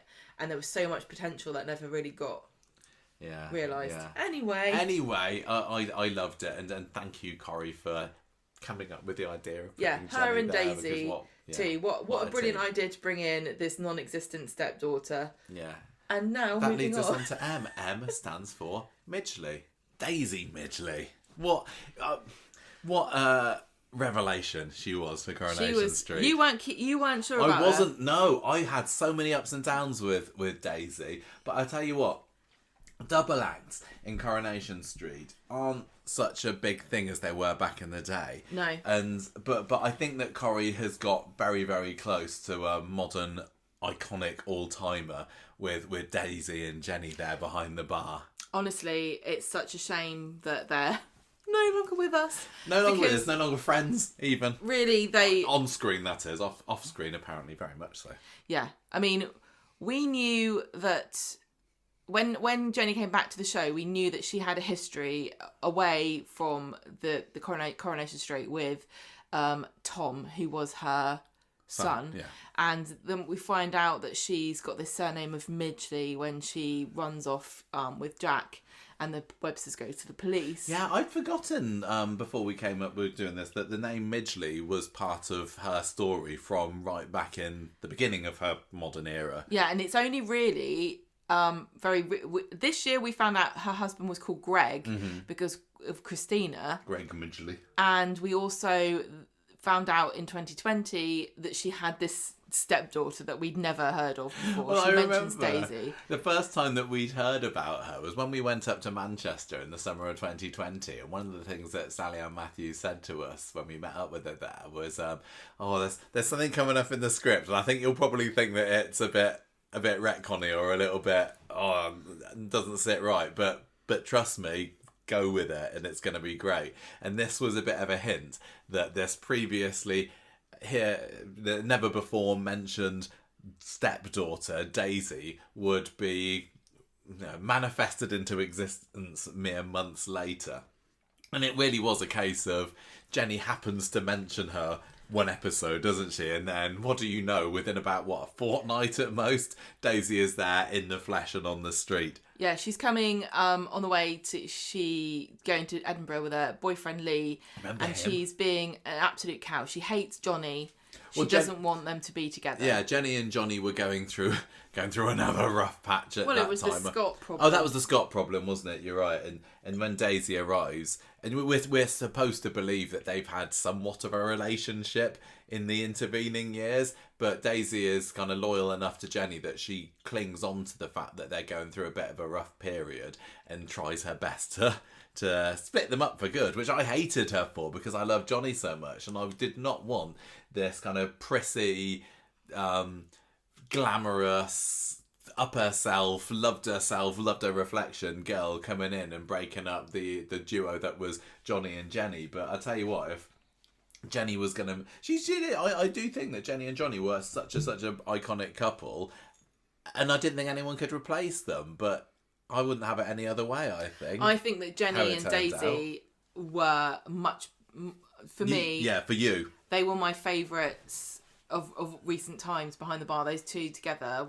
I wish we'd seen more of them. But just having that, just the expressions they gave. They're little, you say Jenny Bradley death stare, but Daisy was working on her own. She was. Yeah. And the pair of them giving you the stink eye would have been quite intimidating. I think they were like a couple of mean girls behind they the bar. Really sometimes, were, weren't they? And they had the throne and the mini throne, didn't they? The Queen and the Princess. Yeah, whoever came up with that idea of having them have a, because Bet used to sit on a stool at the back sometimes, didn't she? And I think that was something that Jenny was supposed to have taken from her. But yeah, the two of them there ruling the roost as Queen and Princess was such a good look for them. Now they do fall out quite a lot. They're both strong personalities. It's when Daisy tries to get involved in the business side of the Rovers that it really starts to come off the rails, because when Johnny leaves, Daisy tries to get in to be a partner with Jenny at the Rovers, but Daisy'd had this bad reputation because of the double glammy stuff that she'd been involved with. Yeah, the pyramid and scheme. so she didn't really want her to be involved in the business side of things, and it really carries on like that all the way through to the end. Yeah, she was desperate to get her claws in. There's the time when Jenny was supposed to be emigrating to Canada with Leo, and I remember, was it Daisy and Gemma that were vying for the position of bar manager, temporary bar manager, and eventually Jenny grants it to Daisy, although has to quickly rescind her offer when Leo turns up dead.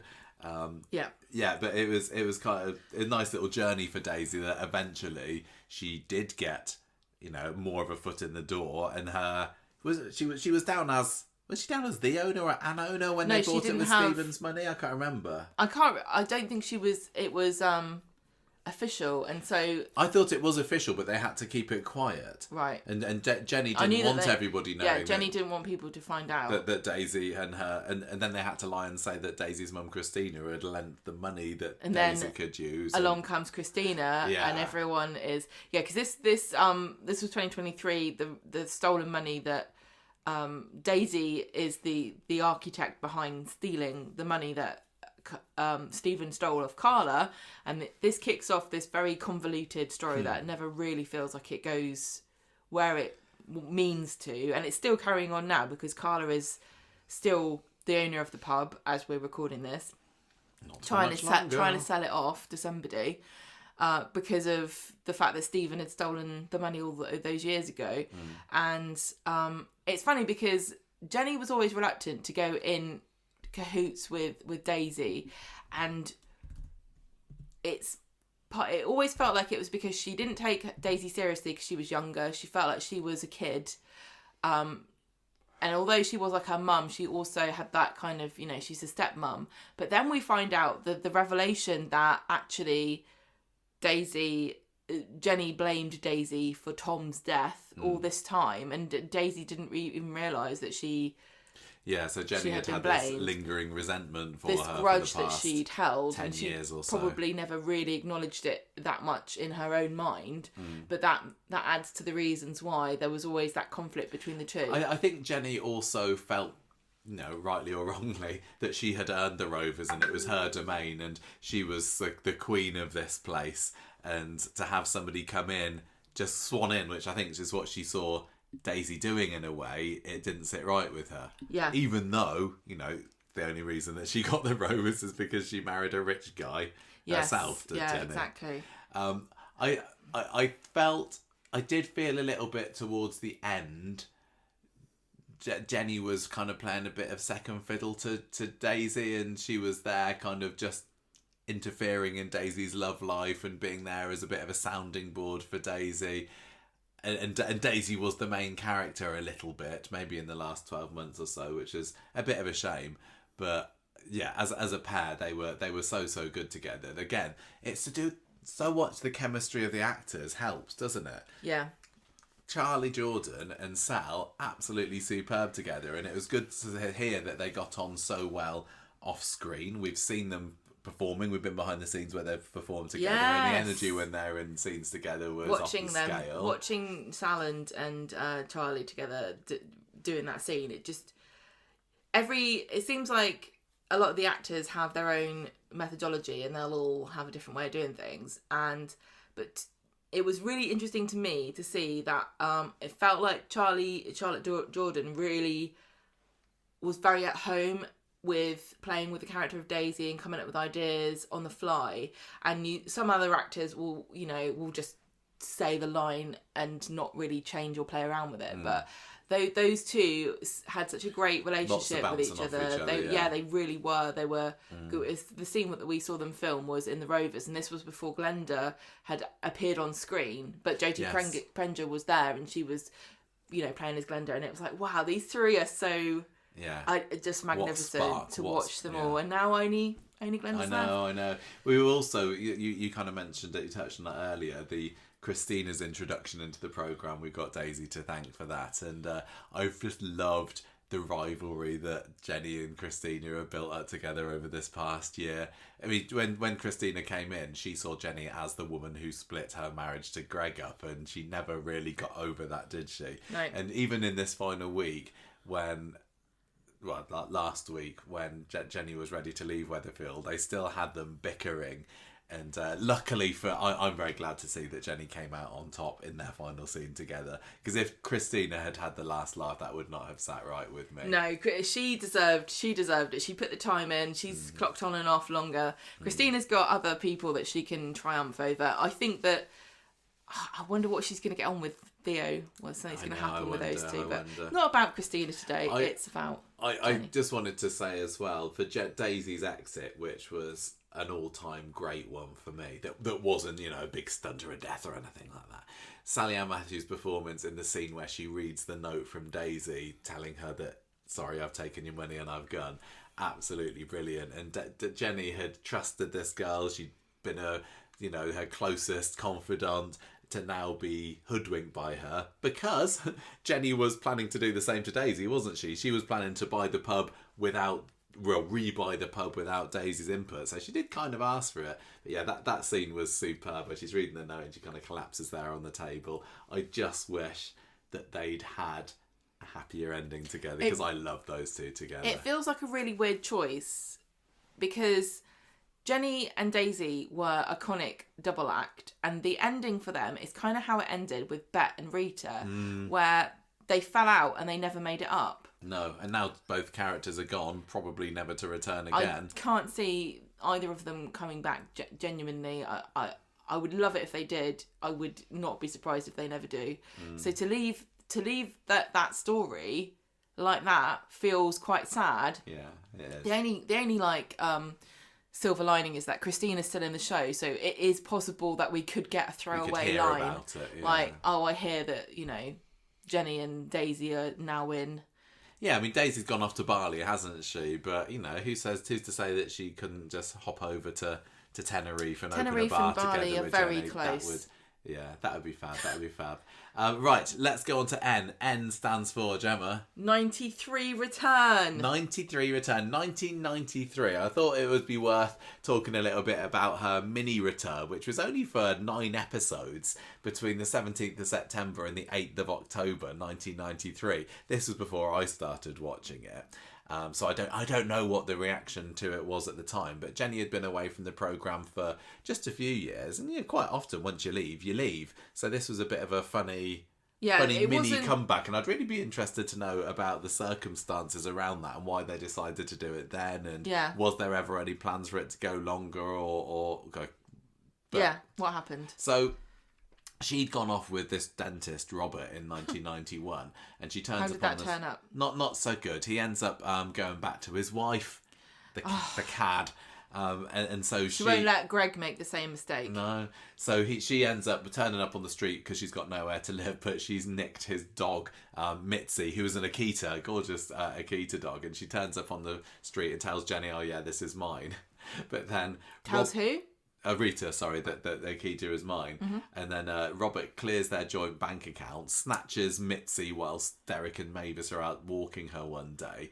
And so that's very much the end of Jenny and Robert's relationship. So she kind of decides to settle back into the street again. And this is when she gets her job at the Rovers, which is what was referred to in last week's Coronation Street, this final episode of Jenny, when she talked about how she almost idolised Bet in a way, wasn't it?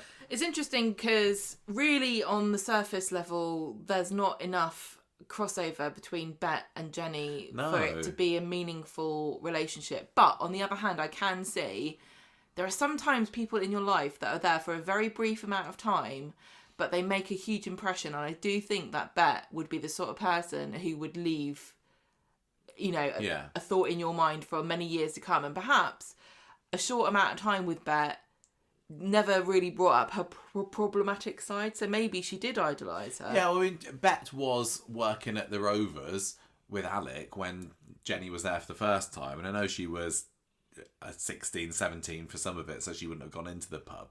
But I think that she would have got to know Bet's reputation, because it didn't take long once you've met Bet to find out what she's about. Yeah, exactly. So and so I get the idea that she wanted to be like her, and she knew she would have known. Obviously, as a Corrie fan, Bet is idolised in a slightly different way than people actually would idolise a landlady of the local pub. But she must have known, and they've got the photo boards, haven't they, in the Rovers?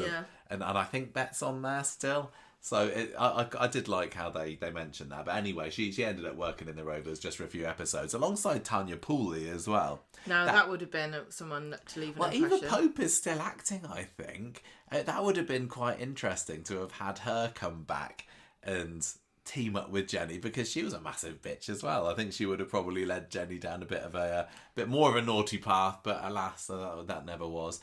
Basically, it doesn't go well so long. Jenny, over the years that she's been away living with this rich dentist, has got a very, very high opinion of herself, and she's got a lot more selfish, a lot more manipulative, and she tells Rita, look, we need to go up in the world. This is after Rita had been married to Ted, and he died, and he had a house in Oak Hill, which is the posh bit of Weatherfield. So Jenny says to Rita, look, take this house off the market. We should go and live in Oak Hill herself, because she's used to, living the life of the mistress of a dentist. And Rita's like, no chance, I don't want to do that. So Rita, it doesn't take long for Jenny to tire of Rita's thriftiness, lack of ambition and thriftiness. And so she says, look, okay, how about then, I want to set up a beauty salon, can you give me 30 grand please, Rita? And Rita's like, no thank you very much.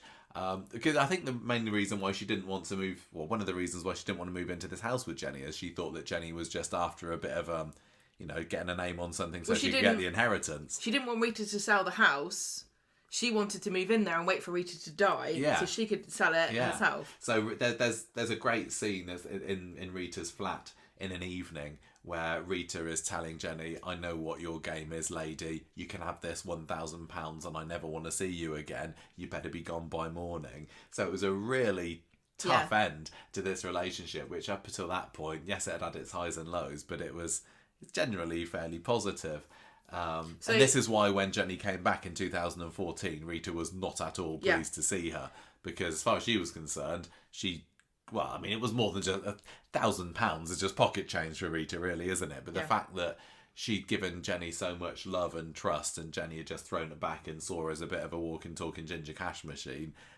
Yeah, not surprised that she was a bit miffed. So you had Rita, who was, first of all, she fostered Jenny back in the 80s. Then in 93, Jenny comes back with a handout asking for money. Then in 2015, Jenny comes back, but it's for Kevin, because of this split date with Kevin. But then in 2016, it's Rita who rescues her from destitution and this horrible poverty. What's it called? Bedsit. Yeah. And then it's when Rita, she lets Jenny go, basically, at the end of everything. And there was a bit during Jenny's exit storyline recently that it was a bit worrying as to whether she was going to fall out with Rita again, because Rita's got form for burning bridges with people, even dear friends.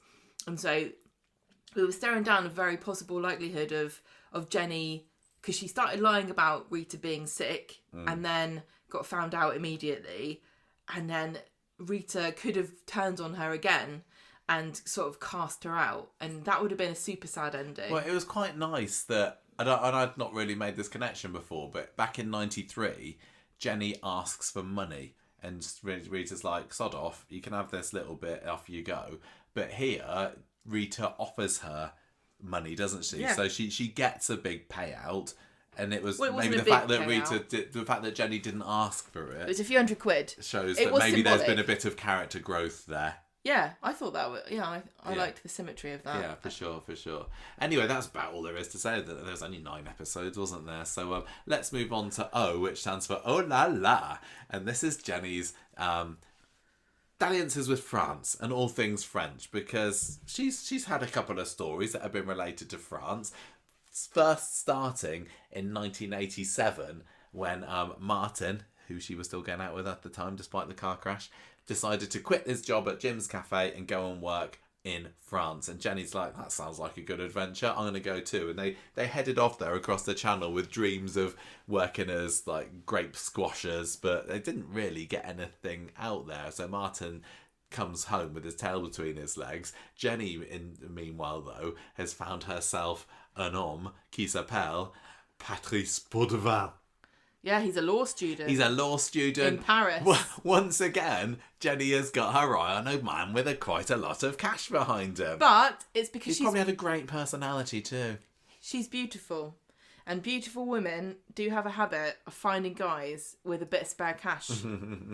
So they ended up getting engaged really, really quickly. Alan, who finds out her dad is having no part in this. But they're engaged. And then Jenny, and then Patrice kind of gets slight cold feet and says, well, let's wait for my college course to finish. And Jenny doesn't like that. Yeah, he says 2 years, I finished college, and then we'll get married. Yeah, so they try and have a bit of a long distance relationship, but Jenny has got a roving eye, and she ends up kissing one of her mates, Gary, while his at a party, the Webster's engagement party, which I mentioned earlier. And when Patrice finds about that, he says au revoir to Jenny. And the last straw is when he finds out that she took off her engagement ring when she kissed Gary as well, to try and hide the fact that she was already taken. But yeah, that was the end of Patrice. And we don't get too many Coronation Street characters played by non-English actors, do you? No. And I wonder how many actual proper Frenchmen there have been here. So Patrice was played by a bona fide Frenchman called Franck Dubosc, who is an actor and a stand-up comedian. And actually, he's pretty bloody handsome, actually. Well, I know Jenny could have stuck with him, couldn't she? And he lives in Normandy, which is, about as close as you can get. Yeah. Now, he's quite a big name in France, because I was talking to Sal a couple of months ago, and I was like, maybe Patrice should come back and whisk her off. And she's like, I think that Franck is up to bigger and bigger and better things than Coronation Street. She didn't use those exact words, but yeah, he's a bit of a movie star. He's currently the 94th most profitable actor in French cinema. 94th is quite low down, but there's quite a lot of French actors out there, I'll tell you that. He has got a really long list of movies to his name, most of which nobody's ever heard of. But one thing that stood out to me, that the sequel to Finding Nemo, Finding Dory, he played Nemo's dad in that. He was the French voice actor. Marlin, he played. He was also in 3 movies called Camping. Le Camping, Faire le Camping. 2 and Camping 3. I don't know how big his movies actually are, but the fact that he's a comedian, quite loaded, and he's got very quite well. blue eyes. Yeah. So what could have been? He was also Cacophonics in Asterix and the Olympic Games. There we go. I don't know. So yeah, I would quite liked if they'd maybe made reference to that. Maybe they did at some point. I can't remember. We were going to ask a random French man to pretend to be Patrice when we went to France this year, but Michael wouldn't ask anybody. I forgot that was your idea. I can't speak French. Well, now you know what France do, what's it looks like. You would have never found somebody quite so handsome enough. There were quite a lot of guys that could have played the part, I'm just going to say. Okay. I didn't realise you had a roving eye when we went on holiday. I was looking for Patrice, Michael. Jenny was also going to go and live in France, wasn't she? Because we had that thing when Jenny and Johnny go off there for a month in 2016, and again in 2020 when Johnny goes off there. So they could have been going living with Eva and little baby Susie, but no. Alas, no. But if you want to speak French, you need to know what apple is. What's P, Gemma? P is pomme de light. So I was one time. How would you say that in French? Pomme de light. Pomme de light. I was at one point thinking of putting P as Patrice, but I had to give Pomme de light a shout out for being a very short but memorable stint in Jenny's early time on Coronation Street. So Pomme de light was a Newton and Ridley cider that the brewery launched in 1990. Now, this might be one of those things that is invisible to me because I'm a southerner, but I don't know whether it's just far more popular cider in the south than it is in the north. And maybe the joke was, who would want to drink cider when you could have beer? I don't know if there's a joke there that I'm missing. Because to me, Pomme de light sounds amazing. I know. I mean, you can actually get it because in the Rovers at the moment they do sell Pomme de light, don't they? It's in the fridges at the back, so you'd never see it on screen. But yeah, apparently a couple of years ago they were wanting to brand up some bottles there because the more that they have publicity placements in the show, the less that they can use actual brands for anything. And so they decided to rebirth Pomme de light. And I've even got a picture of myself holding a bottle of it because Pomme de light sounds delightful to me. What this has got to do with Jenny is that she was one of the Pomme de light girls alongside Steph Barnes in 1990. There's this really sleazy promotions manager from Newton and Ridley's called Clive. He's doing promo nights for it, which basically means driving from pub to pub, getting the girls to dress up in these this is kind of slinky, kind of hideous outfits. This is kind of like what we had with Wednesday's episode the other week when Jenny left. It's kind of interesting that they had promotions for a vodka brand. Well, they don't really do stuff like that, but they must have made up a fake brand for this vodka campaign that Glenda fronted for Patio Doors, where Theo and Todd ended up in Canal Street fighting with each other. So it's kind of neat that a drinks promotion happened in Jenny's final episode. Jenny was part of it. Jenny was still very young when she did it, and she was kind of doing it for a bit of a laugh. And the outfit was kind of skimpy, but also it was just kind of very silky. It was like a silk orange top and a straw hat with like vines draped all over the shoulders. It was kind of embarrassing, but Jenny thought, let's do it for a laugh. But when she's told, well, you have to go into the Rovers and promote it there, she wasn't a big fan, but she swallowed her pride and went in anyway. And you don't see a whole lot of it, but there is this one scene where she's sitting in the booth in the Rovers doing a quiz, which is kind of ironic because Jenny goes on to do quizzes, doesn't she? Her very first Rovers pub quiz was as a Pomme de light girl, teasing the locals' brains with questions such as, which city is named the Big Apple? Harrogate. No. And what did Eve tempt Adam with in the Garden of Eden? KFC. A pear. Anyway, so there's, if you haven't seen a picture of young Jenny Bradley dressed up in her Pomme de Light outfit, I do urge you to go and have a look because it's quite fun. And if you're one of these crazy Americans who are all crazy, not a crazy American because you're all crazy, who thinks that Halloween costume is anything, not scary, anything, why not be a Pomme de Light girl? Yeah, you could. Halloween. That would be a proper Corrie retro throwback, and probably not too difficult to throw that together. Not in this country. Not in here, but in America, where you don't have to dress up as a scary If you're thing. going to be, if you're going to dress up as a Pomme de Light girl for Halloween in this country, you have to be a zombie Pomme de Light girl, a witch Pomme de Light girl, or a vampire Pomme de Light girl. Is it a Zom Delight if it's a zombie pan? Sounds even more delicious. Right, we've kind of hinted at it earlier, but Gemma, what have we got for Q? Q is, you said Jenny's main contribution to the Rovers. I think it's just one of her initiatives because also, you know, we have the B&B, but her biggest institution, I think, probably is the Monday quiz. Well, you know, there's only so many things that start with a Q, so I was scraping the bottom of the barrel with this. You did a good job. Scraping the bottom of the beer barrel, as it were. I think the quiz has really provided us with some hilarious moments. Yeah. For Coronation Street. I love the fact that it's a Monday quiz and it normally happens at lunchtime, and I don't know why everyone's free at lunchtime for a pub quiz. It was nice that there's something that Jenny can say that was my deal. I wonder, they started it really early on, didn't they? Yeah, it was in a few weeks of Jenny and Johnny, and it was like, you know, here I am with my business outfit. I'm starting a new thing. I'm going to do Monday quizzes. Her enthusiasm and what's the word where your ambition for the Rovers is kind of adorable.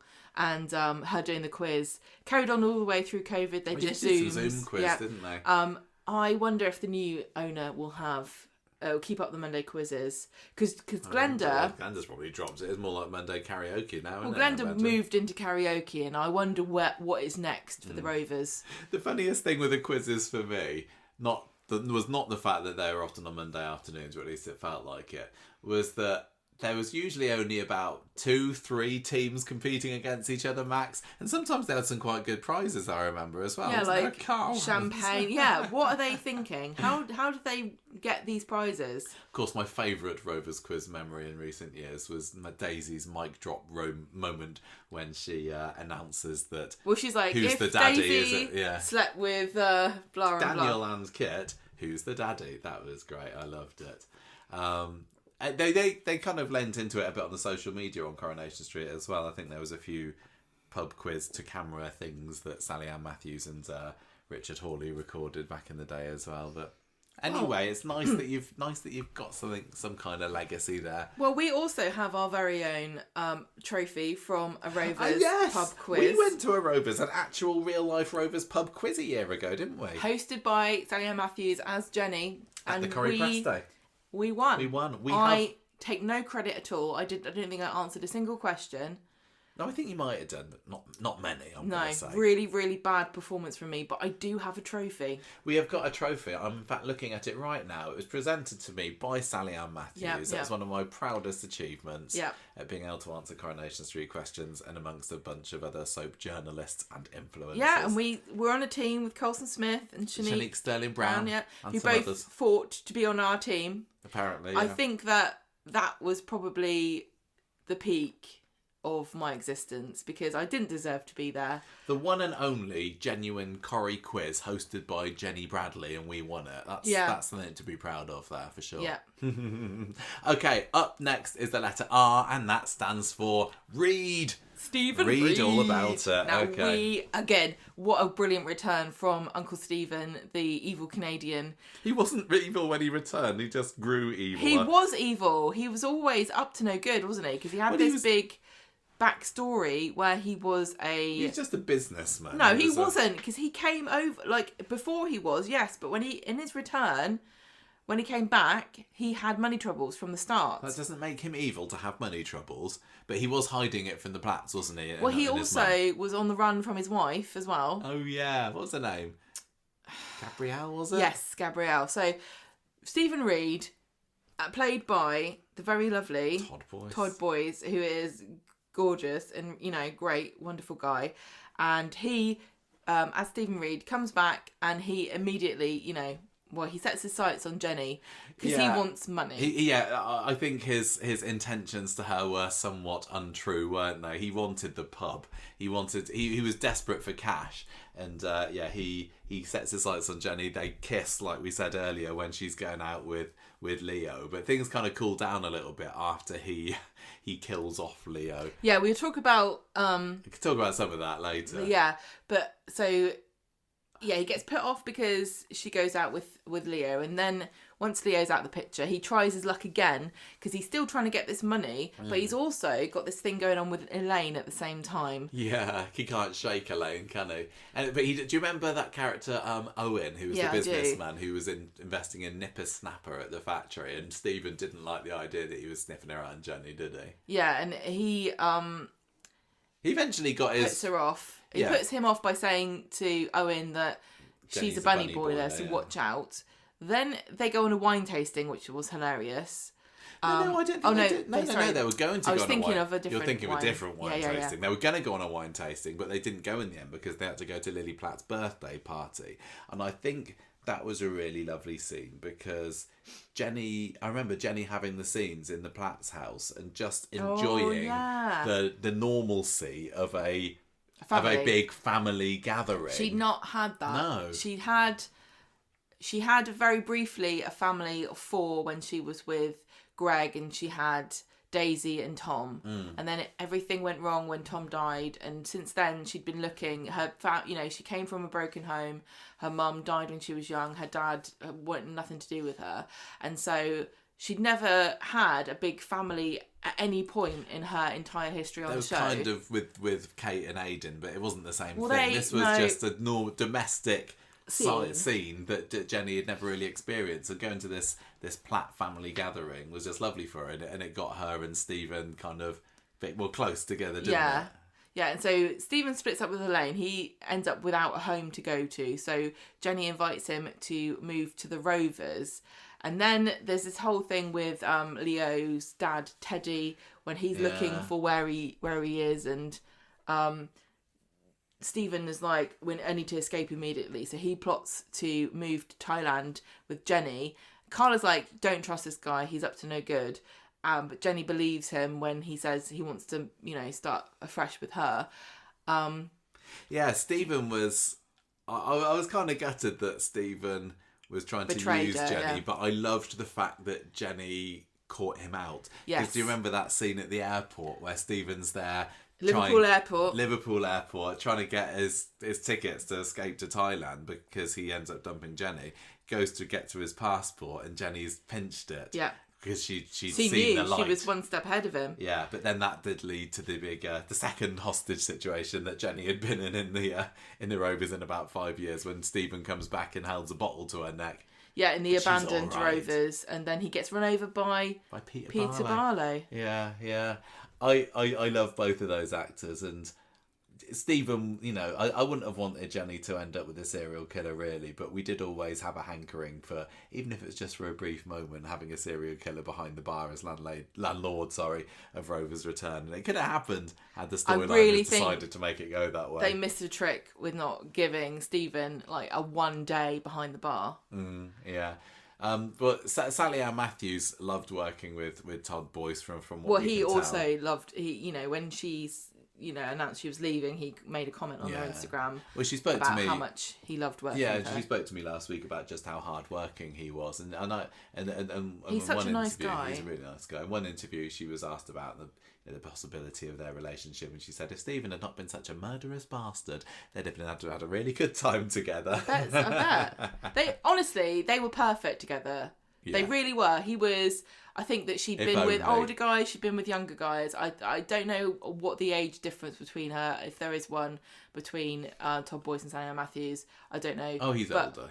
But he's well preserved. He looks great, and he could have been the proper arm candy. Yeah, I think that he had the looks, and he had the gravitas, because of if he hadn't been a failed businessman, she definitely would have loved him.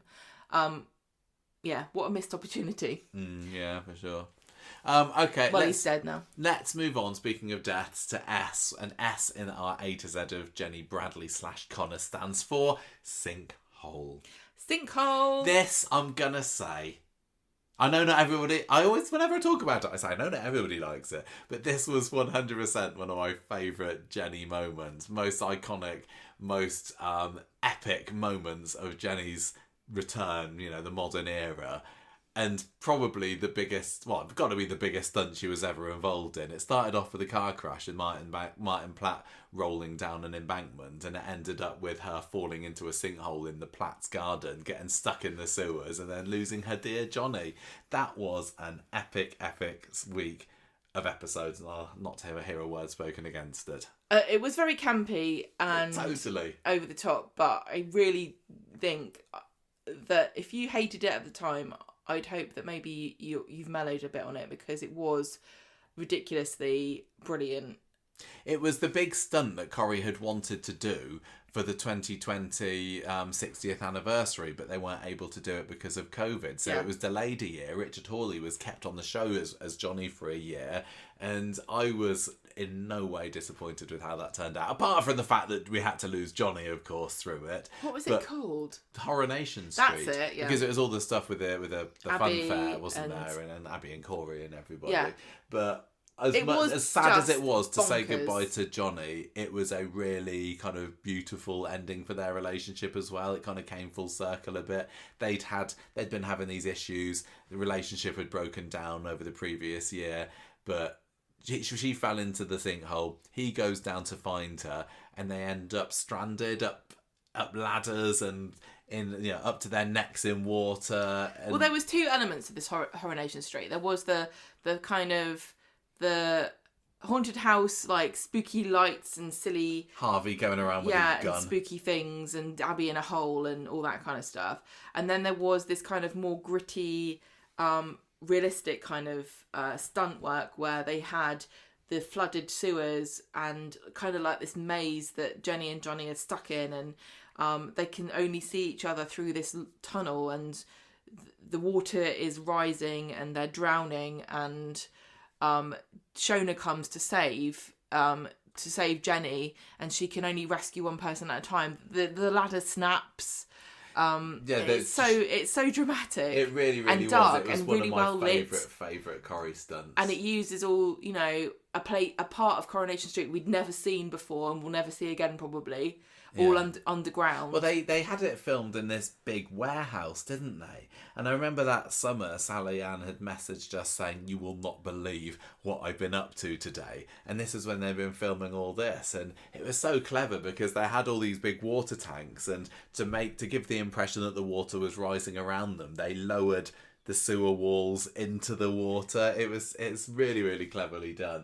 But yeah, the whole thing with they drifted apart over the year, but then this brought them together for one final bittersweet farewell. It was a really neat way to end this love story, where they're separated, and Shona's the side with Jenny, and she rescues her, but Johnny is stuck the other side of this tunnel, and they can only see each other through this tiny hole, and then Johnny kind of gives up. Yeah, his strength gives out, doesn't it? And he slips dies. below the water. And this is when he hears Aidan's voice as well. And that scream that Jenny does, she's like, "No!" Yeah, when she sees him dying, and then Shona has to drag her out, but Jenny doesn't want to live anymore because she's everything's died in front of her eyes, and it was so dramatic. I don't think it really gets the credit it deserves, because it was caught up with all the kind of more larger than life stuff that happened. But I think the whole week was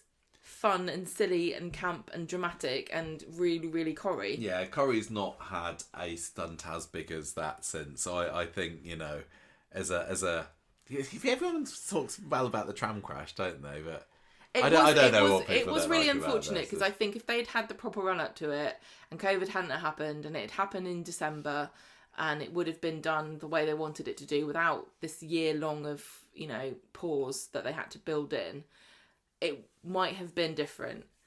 I loved it being at Halloween, because I think Halloween's brilliant. I love Halloween. It was a few weeks before it, wasn't it? Well, it was all Coronation Street. I the whole of December I take, Actually, Christmas. half of September, all of October, and December and November as well is all spooky. I hate the phrase spooky season. It's really starting to annoy me now, but it's all the scary part of the year. And so having Coronation Street do spooky stuff was fun. Yeah. Sal at the time said, those scenes in the sinkhole were Richard. His final scenes, they were just incredible to do. We had the best time ever, absolutely wet through for 6 days, but being able to work so closely, it was so exciting. I was terrified, to be honest. I had no idea whether I could do any of it, but we just had a ball and a really lovely end to Jenny and Johnny's love story. I bet she's glad that It so was. They didn't do what they did to poor Jack P. Shepherd and the rest of the Platts when they got driven into the canal and they didn't care about putting people actually underwater and drowning them. Oh yeah, just to chuck them in back in 2003. There's some kind of health and safety back in 2021 when they did this. Yeah, just loved it. I still feel like it's not stood the test of time. I don't know. Why? I don't know. Why'd you say that for? I don't know. I think to say it's not gone down in history is different to say it's not stood the test of time. I mean that. I don't think it doesn't feel like it's gone down in Corrie history. But you do think it stood the test of time? Oh, 100%. I was watching some of it the other day. So it was I'm glad that great stuff. Great stuff.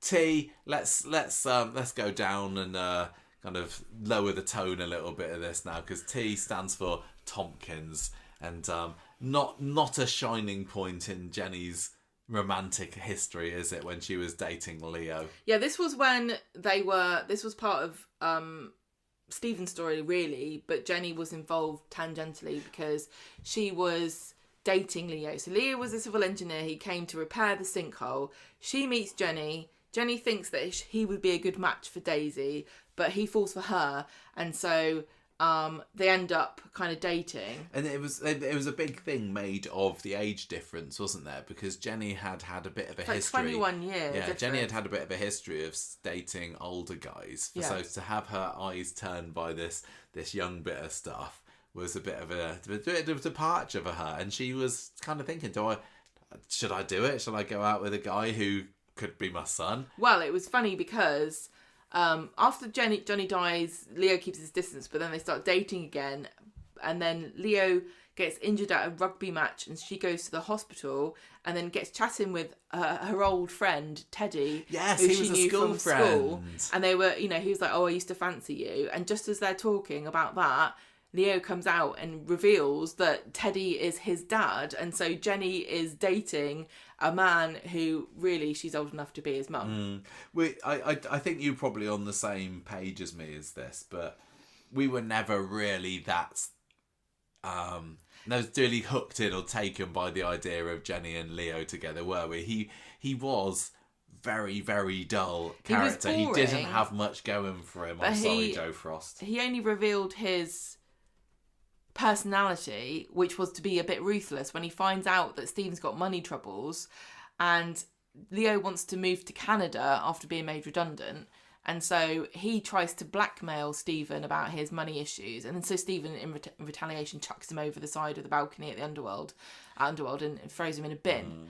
And so Leo goes missing. Exciting. That was the most exciting thing Leo's Leo dead ever now. did. So then Teddy, his dad, starts looking for clues, and Stephen's trying to throw him off the scent, and there's this really great scene at the end of the year where Teddy's realising that there might be more to what Stephen knows about Leo than he thought, and he's just confronting him, and he steps backwards into the road and gets run over by a van, ends up in hospital. Stephen tries to kill him, but Jenny, this is when Jenny comes into it again. She comes into the room, and she's connected to Teddy because she's trying to find out what happened to Leo too.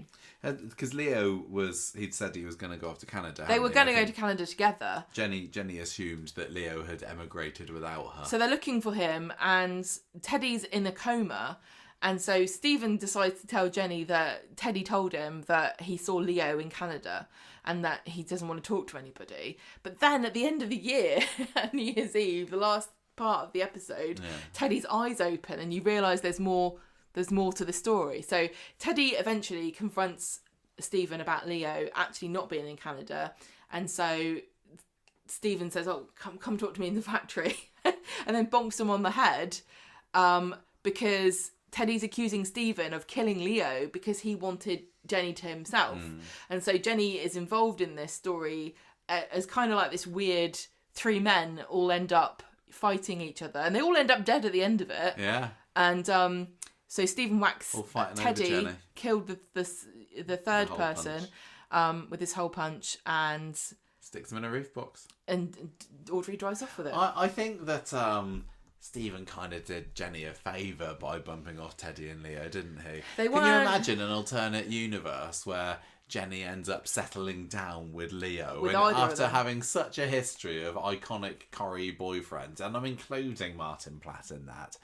But yeah, Leo Tompkins was not it. Leo Tompkins was not her man, and so thank you, Stephen. You've done us all the service there, because he could have ended up becoming the landlord of the Rovers. Imagine what that would have been like, honestly. Yeah, not a shining light in Jenny's history, was it? Let's move on to you. And Gemma, you is for Underworld. And we're going right back in time here to 2016 when she first was coming after her comeback. And Jenny may We've kind of covered a lot of this already. Yeah, I think this is always going to happen as we get to the end of the alphabet. But yeah, she got the job in Underworld as a cleaner, didn't she? And I think a lot of people, hopefully, she's going to be remembered. Her Corrie legacy will be as a landlady. But she had a fairly good stint as an Underworld cleaner, didn't she? She was there for 6 months doing that. And I do like it when, you know, iconic characters do jobs like that. Because she kind of had to humble herself, didn't she? Yeah, she was in the doghouse because of everything that had happened with Jack. And nobody liked her. And so she had to work really hard to prove herself. Sally was mad at her too. She trained herself on the machines to try to get this promotion, and then she ended up spying on everybody and getting people in trouble for watching movies when they should have been working. Yeah. I loved that was the summer when they had this really great promo picture. I don't know if you remember, in Underworld, which was a very like a panoramic picture, which had all the different characters like in poses that were related to their character or the storylines they were in. So Sally was there looking disapproving as a clipboard, and I think Izzy was throwing some knickers around, and Jenny was kind of giving the glad eye to Johnny. It was a really, really nice Daniel Bagley, I think, promo shot. I wonder if they took a photo of everybody at the same time. I think they probably didn't. I think it was a bit of a composite. Yeah, I enjoyed that little factory area because it gave her and Sally Metcalf, a bit of sparring, didn't it? And Sally never really trusted Jenny after everything that happened, and like I said earlier, she didn't like the idea of her dating Kevin. So it's funny because once she moved out of the factory, and you remember on the wedding day when Johnny carries Jenny over the threshold of the factory and they discover that the roof isn't there. Once all that kind of saga was over, she never really returned to it. She didn't care about it or think about it ever again. Yeah. She only really had a couple of storylines in the factory. One of them was when she thought up some mastectomy bras, and the guy who ordered them cancelled it, and then she saw a picture of him groping his assistant and blackmailed him into doubling his order. Yes, she did. That felt like it was going to be a big story, and I think it kind of ground to a halt. And then we also had the thing about Jenny helping Johnny lock Tracy in the factory storeroom. And that was really it. It was nice that she had a job that was a bit humbling for her, because I think pre-factory Jenny, she had got a bit big for her boots, hadn't she? As we saw, 1993 Jenny had an incredibly high opinion of herself, and to accept a job as a cleaner was a bit of a way of saying, look, she didn't think she was too good to be a cleaner. Yeah, hang on, I was a cleaner. I was a cleaner. You don't have to humble yourself to be a cleaner. But I think what happened was it felt as though in the world of Coronation Street, she pole vaulted her way to thinking she was Queen Bee. And instead she had to put the graft in. And she hadn't done that. She'd gone with the dentist, and she'd shacked up with him and kind of then demanded money off Rita. Although, to be honest with you, I don't know why she wasn't allowed to do that when most of the other women on the show have done similar things. I know. Anyway, yeah, I enjoy Jenny's Underworld stint, but I think Rovers is what she's best known for, and I think that's right. the thing about Jenny at the Rovers was she had to prove herself to the community after what had happened with Maddie. She had to kind of win people over. She also had the side of her where she did feel a bit like a gold digger, and Kate challenged her, and it looked like she was only into getting married because of all the pomp and ceremony. But I think that over the years, she proved herself, and she ended up marrying Johnny in a ceremony in a hospital room, and kind of like all that stuff went to one side. And yeah, I like that. I like that kind of arc. Okay, well, let's move on to V then. And V for Jenny is for vino. She does like a bit of the old booze, doesn't she, our Jenny? And I think it feels like it's been a character trait that's grown over the years. I don't remember her coming back and being a lush, but she certainly... I think they had a few scenes where they had her act a bit drunk and then realised that the fans quite enjoyed it. And then they just, every opportunity they could, they had her clutching a glass and getting a bit leery. Yeah, Sally Ann Matthews was excellent at playing. I think she's my favourite drunk actor on Coronation great Street. stuff. But the problems with the alcohol began in 2018 when Johnny had an affair with Liz. And so she started drinking and it didn't go well. There was a pub quiz that she started reading the answers instead of the questions, and everyone was getting mad, and she spills wine everywhere, and Johnny eventually tells her that she's been an idiot, and so she storms off. I love the stuff. Was it later than that, after that, where she gets the tracker for Liz, and doesn't she sign Liz up to a dating website? She puts her adverts. Yeah, I remember there was a scene in the Rovers back room, I think it was, or maybe it was upstairs, I don't remember, where she's just there with a glass of wine and she's just really loving the fact that she's setting Liz up on this dating site just to spite her, I suppose. Yeah. And so Johnny goes and warns Liz and says, I'm going to have to fix this by firing you, because the fact you're working in the pub is really driving Jenny literally insane. And so she gets upset. This is at the end of the year. I can't remember what year it was.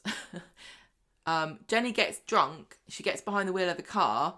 Liz comes out of her house having just been fired, and drops her earring on the floor. And then Jenny looks away as she's driving and runs Liz over. Liz gets up, and Jenny can see her in the mirror. She gets up and disappears. So Jenny drives off. And Liz goes home and collapses and then doesn't remember what happened. Liz thinks it was Johnny because Tyrone finds a dent in his car. So Johnny takes the rap for it. But then Jenny goes around and tells Liz to drop the charges, but accidentally outs herself as the person who was driving. I always thought, as fun as it was to see Jenny getting drunk, and Sally Ann Matthews was a very fun drunk character to play, I did kind of wish that it was more behind closed doors in the Rovers, because you never saw Bet get sloshed in front of the punters, did you? And I like the idea of Jenny being in control, and to have her but that's what makes her different, isn't it? Seeing her this vulnerability, I suppose, it maybe would have decreased their trust in her, and I'd like to have held it together and maybe had a bit better a reputation. I don't know whether I'm alone in thinking that, but it was fun. It was very fun to watch. There's a few. They just every so often they like to dot in Jenny being. Yeah, there was a great scene with Carla, Daisy and Jenny all getting drunk in the back room of the Rovers. And there's a bit where Carla says that she fancies John Hamm, and Jenny says, I couldn't fall for a fellow with a meaty surname, which I thought was quite funny. She also, she keeps boozing after running over Liz, and everybody kind of finds out that she'd done it. And Yasmin, Sally, Abby and Tracy are all kind of making fun of her, and she shrieks at everybody and kicks them out. And she also ends up hitting the booze again when Daisy leaves in May. And this is kind of where the seeds are sown a bit by Rita telling her that she's still got time in her life to do something else. I'd forgotten that. And that she should move on and do, find. She said, I would have told you to find a man, but maybe that's not the right thing for you. Yeah. I suppose, I said that a lot of the other landladies didn't get drunk in front of their clientele, but we had Peter as an alcoholic, didn't we? So at least Jenny didn't get as bad as that. Maybe a bit close. When Jenny does it in May this year, she does it in the front, behind the, she's sitting on the punter side of the bar because she's saying, well, I don't care, Carla's going to sell the place. And so it's someone else's problem now. Okay. Right, well, I think we said all we can say about Vino for the moment. So let's move on to our near the end of our list now. W time, Gemma. We're on to the tricky letters of the alphabet now for sure. What is W in the A to Z of Jenny? It is wig. Of course it's wig. How could it possibly be anything else? Jenny's iconic wig moment from her return to Coronation Street is...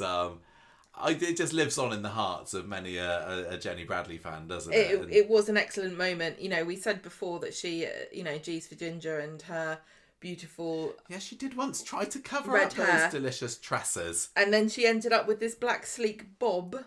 It's just the whole story behind this is hilarious because this is when she kidnaps Jack, isn't it?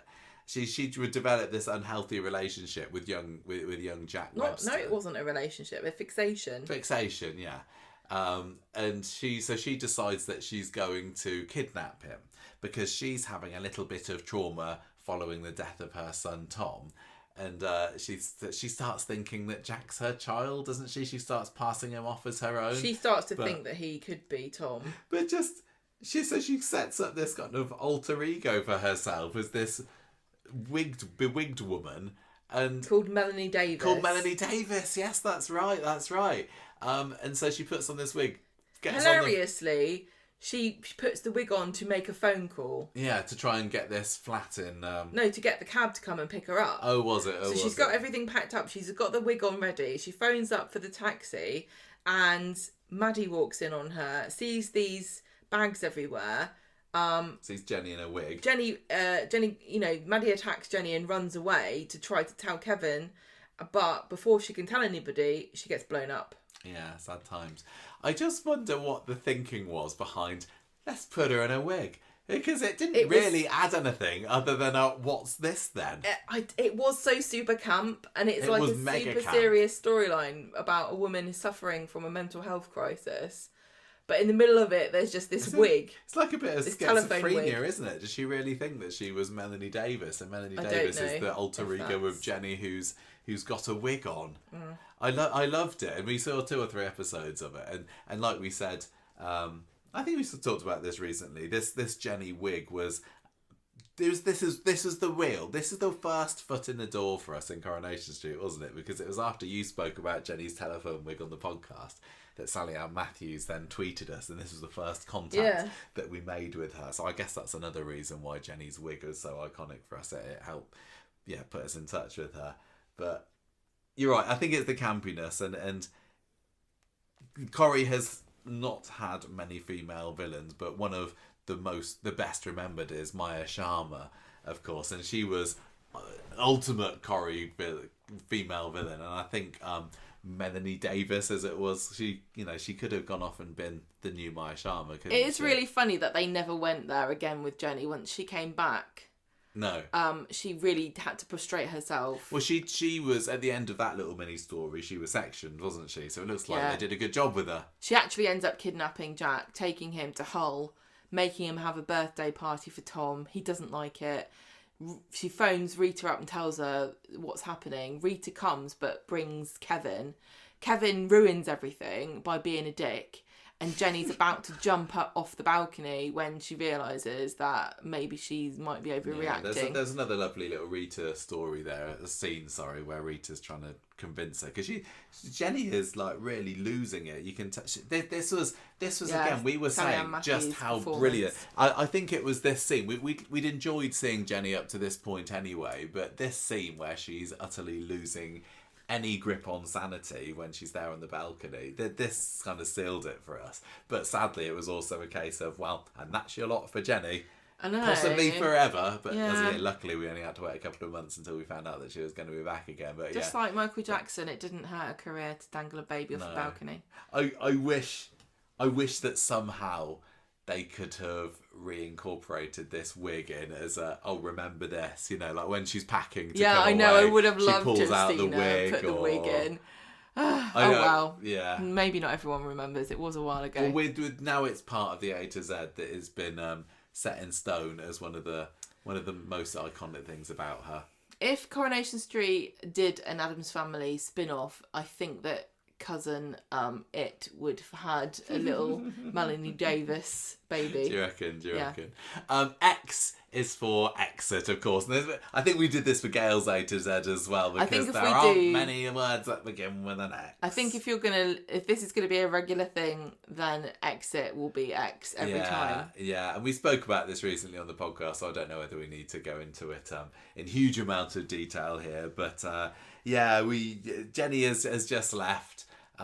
It was actually the Corrie viewers, the spoiler-loving Corrie viewers, didn't really have too long to get used to the idea that Jenny was leaving, did she? Sally Ann Matthews revealed that she was leaving on the 1st of August on Instagram and then left on the 1st of October. Yeah, so a couple of months people had. We knew about it beforehand. I can't remember when we found out. March, April time maybe. So we've had to keep that secret for a little while. And she had already filmed her final scenes by the time she had posted that she'd left. Yeah, absolutely. Or was leaving. And so, as sad as we were for her to go, we were very excited to find out what nature exit she would have. And it was low-key, I think it's fair to say. As she wanted. As Sally Ann wanted, it was a proper low-key exit. It was She left in one episode. Basically. She wakes up one day, and then by the end of the day, she's off jetting abroad to Tenerife. And it's completely and utterly unrealistic. And we talked about this on the podcast last week, that I've kind of reached a stage where I'm just like, okay, then whatever. And I don't have the energy to get offended or mad about the fact that people are emigrating at a drop of a hat anymore, because it seems like it's just the way that Corrie people do it. It felt, she didn't appear in many episodes once she left the Rovers and Glenda took over as manager, but you really got the sense that it was true to the character, that she felt lost without being behind the bar, and she felt that she owed Rita to stick about. And when George found out that that was kind of the only reason that was keeping her in Weatherfield, he got Rita to kind of let her go, like, a dove at a wedding. And so that's what happened. She's, Rita gave her the money that she was going to use to go on a date with George, and she went to Tenerife. The whole George angle, I'm glad that Sal has since said she doesn't really think that Jenny was that into George, because I think struggle. Jenny said in the was scene, Jenny saying it? Was that? I can't remember. I think I did find it a little odd when they decided that Jenny was gonna start fancying George, and of course we knew at the time that this was the beginning of the end for her. He just doesn't seem her type, and especially when you had Christina, her rival, coming in, and she seemed so much better suited to him. I'm really glad that Sally Ann got an exit that she wanted, and she got her big moment of stuntage with the sinkhole, didn't she? Yeah. But yeah, I can't help but think I would have wished for something a little bit more. But that's showbiz, kids, and that's the way that Coronation Street is these days. Like Sally Ann said, they don't particularly do huge exit storylines anymore unless you're dying. And I'm glad she's not dead. Yeah, that's the main thing. She lives another day. Well, look at when we were watching the week before she left, we were thinking, how on earth are they going to get rid of her in 2 episodes? And I was starting to wonder, like, is she going to get killed off? Are we gonna? Is somebody going to out themselves as a murderer? Is this going to be the beginning of Carl Webster's reign of terror, or Theo maybe? But luckily we didn't get that, and she got a triumphant exit, and there were some lovely scenes with Rita. I thought it was interesting that she didn't go in the back of a taxi, because back of a taxi exit is a bit of a trope. It really, really is. And she walked. It's kind of like a byword for a cop-out. And it does feel significant to me that she didn't do that. I had not really considered that, but you're absolutely right. Looking out of a window is often a bit of a miserable way. I mean, it wasn't for Daisy. Daisy had a really triumphant back of the taxi exit, but that was an outlier. Usually it's I'm leaving Weatherfield in disgrace, but she wasn't, or just to somewhere not a bit worse. She wasn't driving through like normally you drive down Coronation Street in the back of a taxi and look out, whereas Daisy, it was somewhere else. You know, she was. Well, I loved with Daisy's when they were stop at the roadworks, and then the man turns a sign round from stop to go, and it was like the new chapter of your life is opening up. Yeah. Yeah, Daisy got a better exit than Jenny, but Daisy did get a better exit than Jenny, and I will stand by that. And it was actually, I think, Charlotte Jordan leaving that really started Sally Ann Matthews thinking about leaving too. So yeah, that was the interview that you did. Listen to that if you are interested in hearing more. It's very, very good. Yeah. Okay, Gemma, Y is for yearly episode counts. yearly, same as Gail also had yearly episode counts for. I couldn't think of anything else, but we haven't kind of talked stats that much, have we? No, she has been in 1,414 episodes in total, making her the 48th most featured character. I'm glad she's in the top 50 at least. She didn't quite get as far as Hayley did. She's 33 shy of her. She beats Rosie. Rosie was the next one down, was she? I think she was at 49, yeah. So she appeared in 2023 in the most amount of episodes that had ever been, jointly with Daisy. Yeah, this is a bit of a record for her, wasn't it? 189 episodes, but then Dee Dee broke that record the following year with 214, and I think that maybe whoever gets the highest this year, that will be the all-time record. If somebody beats Dee Dee this year, they will have the highest one, because once we get to 5 episodes, I'm gonna think it's gonna be difficult. It's gonna be really hard to get the episodes that high. You're absolutely right. Nobody's gonna get that many again. I hadn't considered that. It's possible that Jenny and Daisy are gonna be joint second, or if somebody surpasses Dee Dee, maybe I think with Jenny, yes, she was in quite a lot because there was some of the Stephen stuff going on there. But equally, when you're behind the bar at the Rovers, you do have lots of episodes where you appear in it and don't really do much. So I think there was a bit of that going on. Yeah. And also, Jenny was, as I say, a bit of a wingman to Daisy at that point. So it wasn't full on intense for 2023. Most of the time, she was in 50 to 70 episodes in a year. Really? Yeah. From 1986, when she was in it. Yeah. 1993, she was only in 9, like you said previously. But then once you get to 2017 and 2019, she ends up with 139, 124. Oh, okay. So the 50 to 70 was from the 80s when they didn't have that many through years. to 2017. 2020, you write that off because that was COVID. And then you've got 2021 was 143. 2022 was 113. But her biggest years, 2018 to 19, was this Jenny and Johnny by the pub. Aidan kills himself. Jenny is in the rivalry with Liz. We had some really great. I mean, we loved.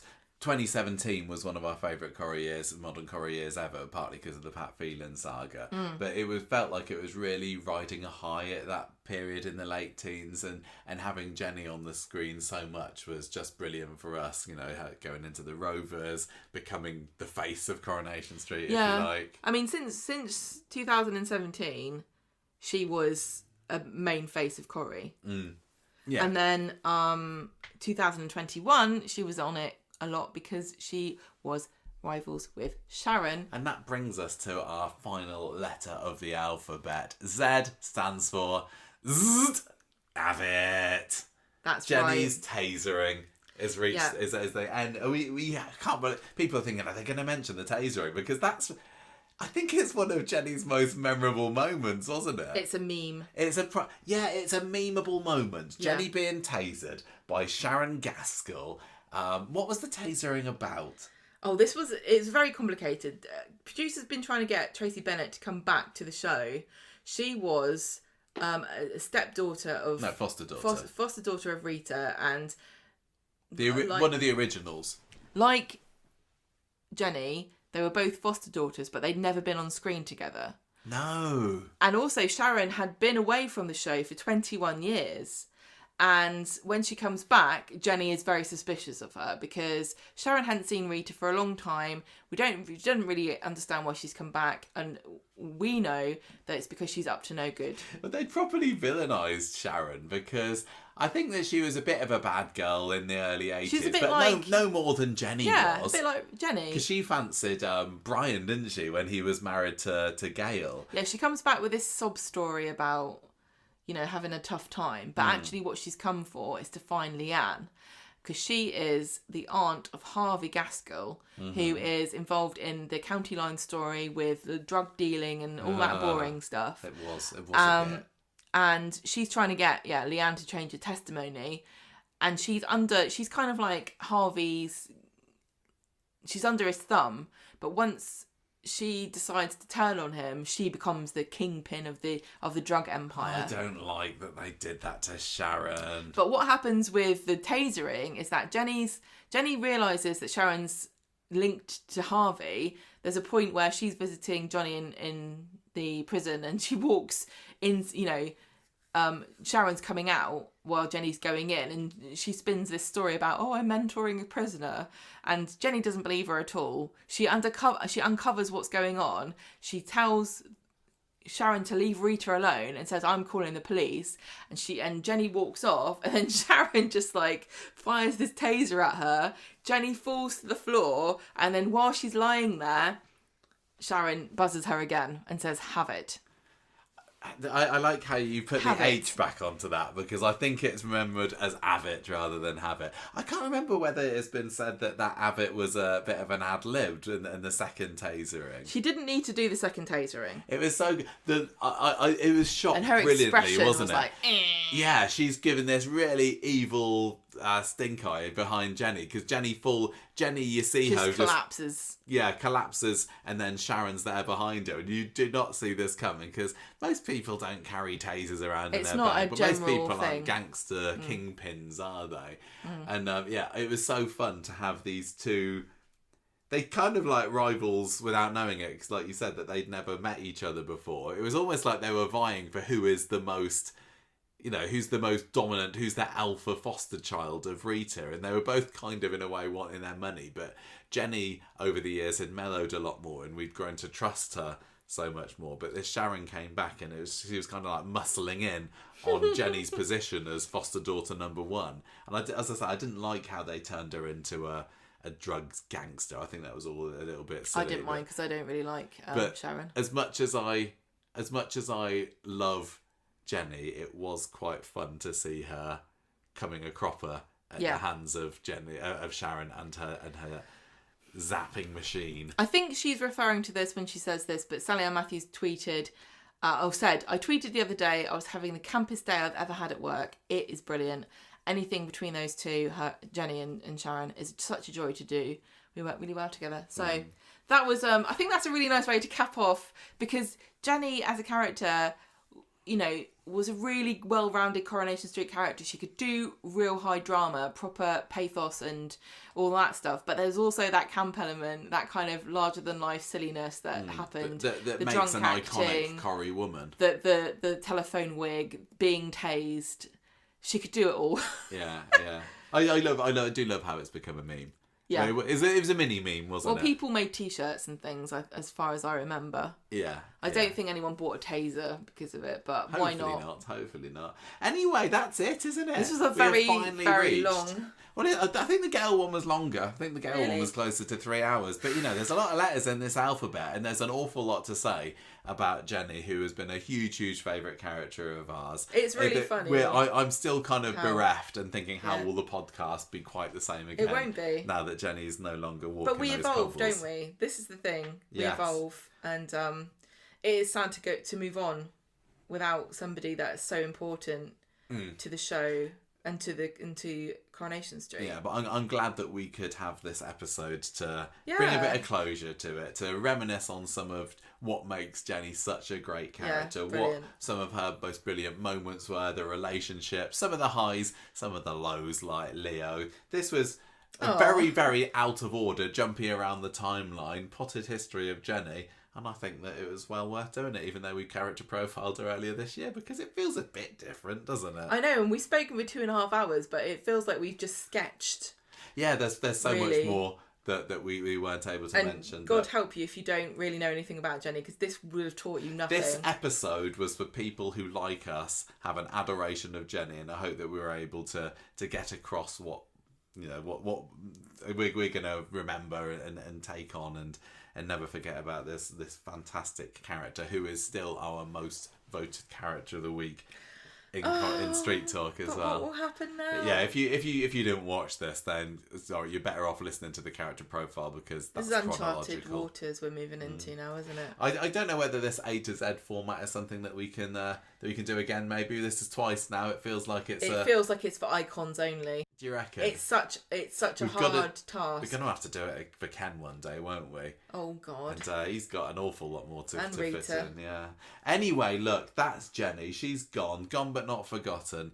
Yeah. Hopefully she'll get a mention again on the programme, and even if she doesn't come back. And good luck, Sally Ann Matthews. I know. You turn your hand to in the future. That's the one good thing about this, is that we might, we're going to see Sal doing something in different projects, because we saw her at the Hope Mill Theatre. Yeah, we've seen her on stage. Hopefully that won't be the last time. And she was exceptionally good. So I'm just excited for the future. The world's an oyster, just like with Jenny. Yeah. Thank you for listening, everybody. I hope you enjoyed that. I hope you were playing along and guessing some of the letters before we got to them. Did we miss anyone or anything major out? Quite possibly. If that's the case, you can always write into us at conversationstreet@gmail.com to let us know. Ta-ra!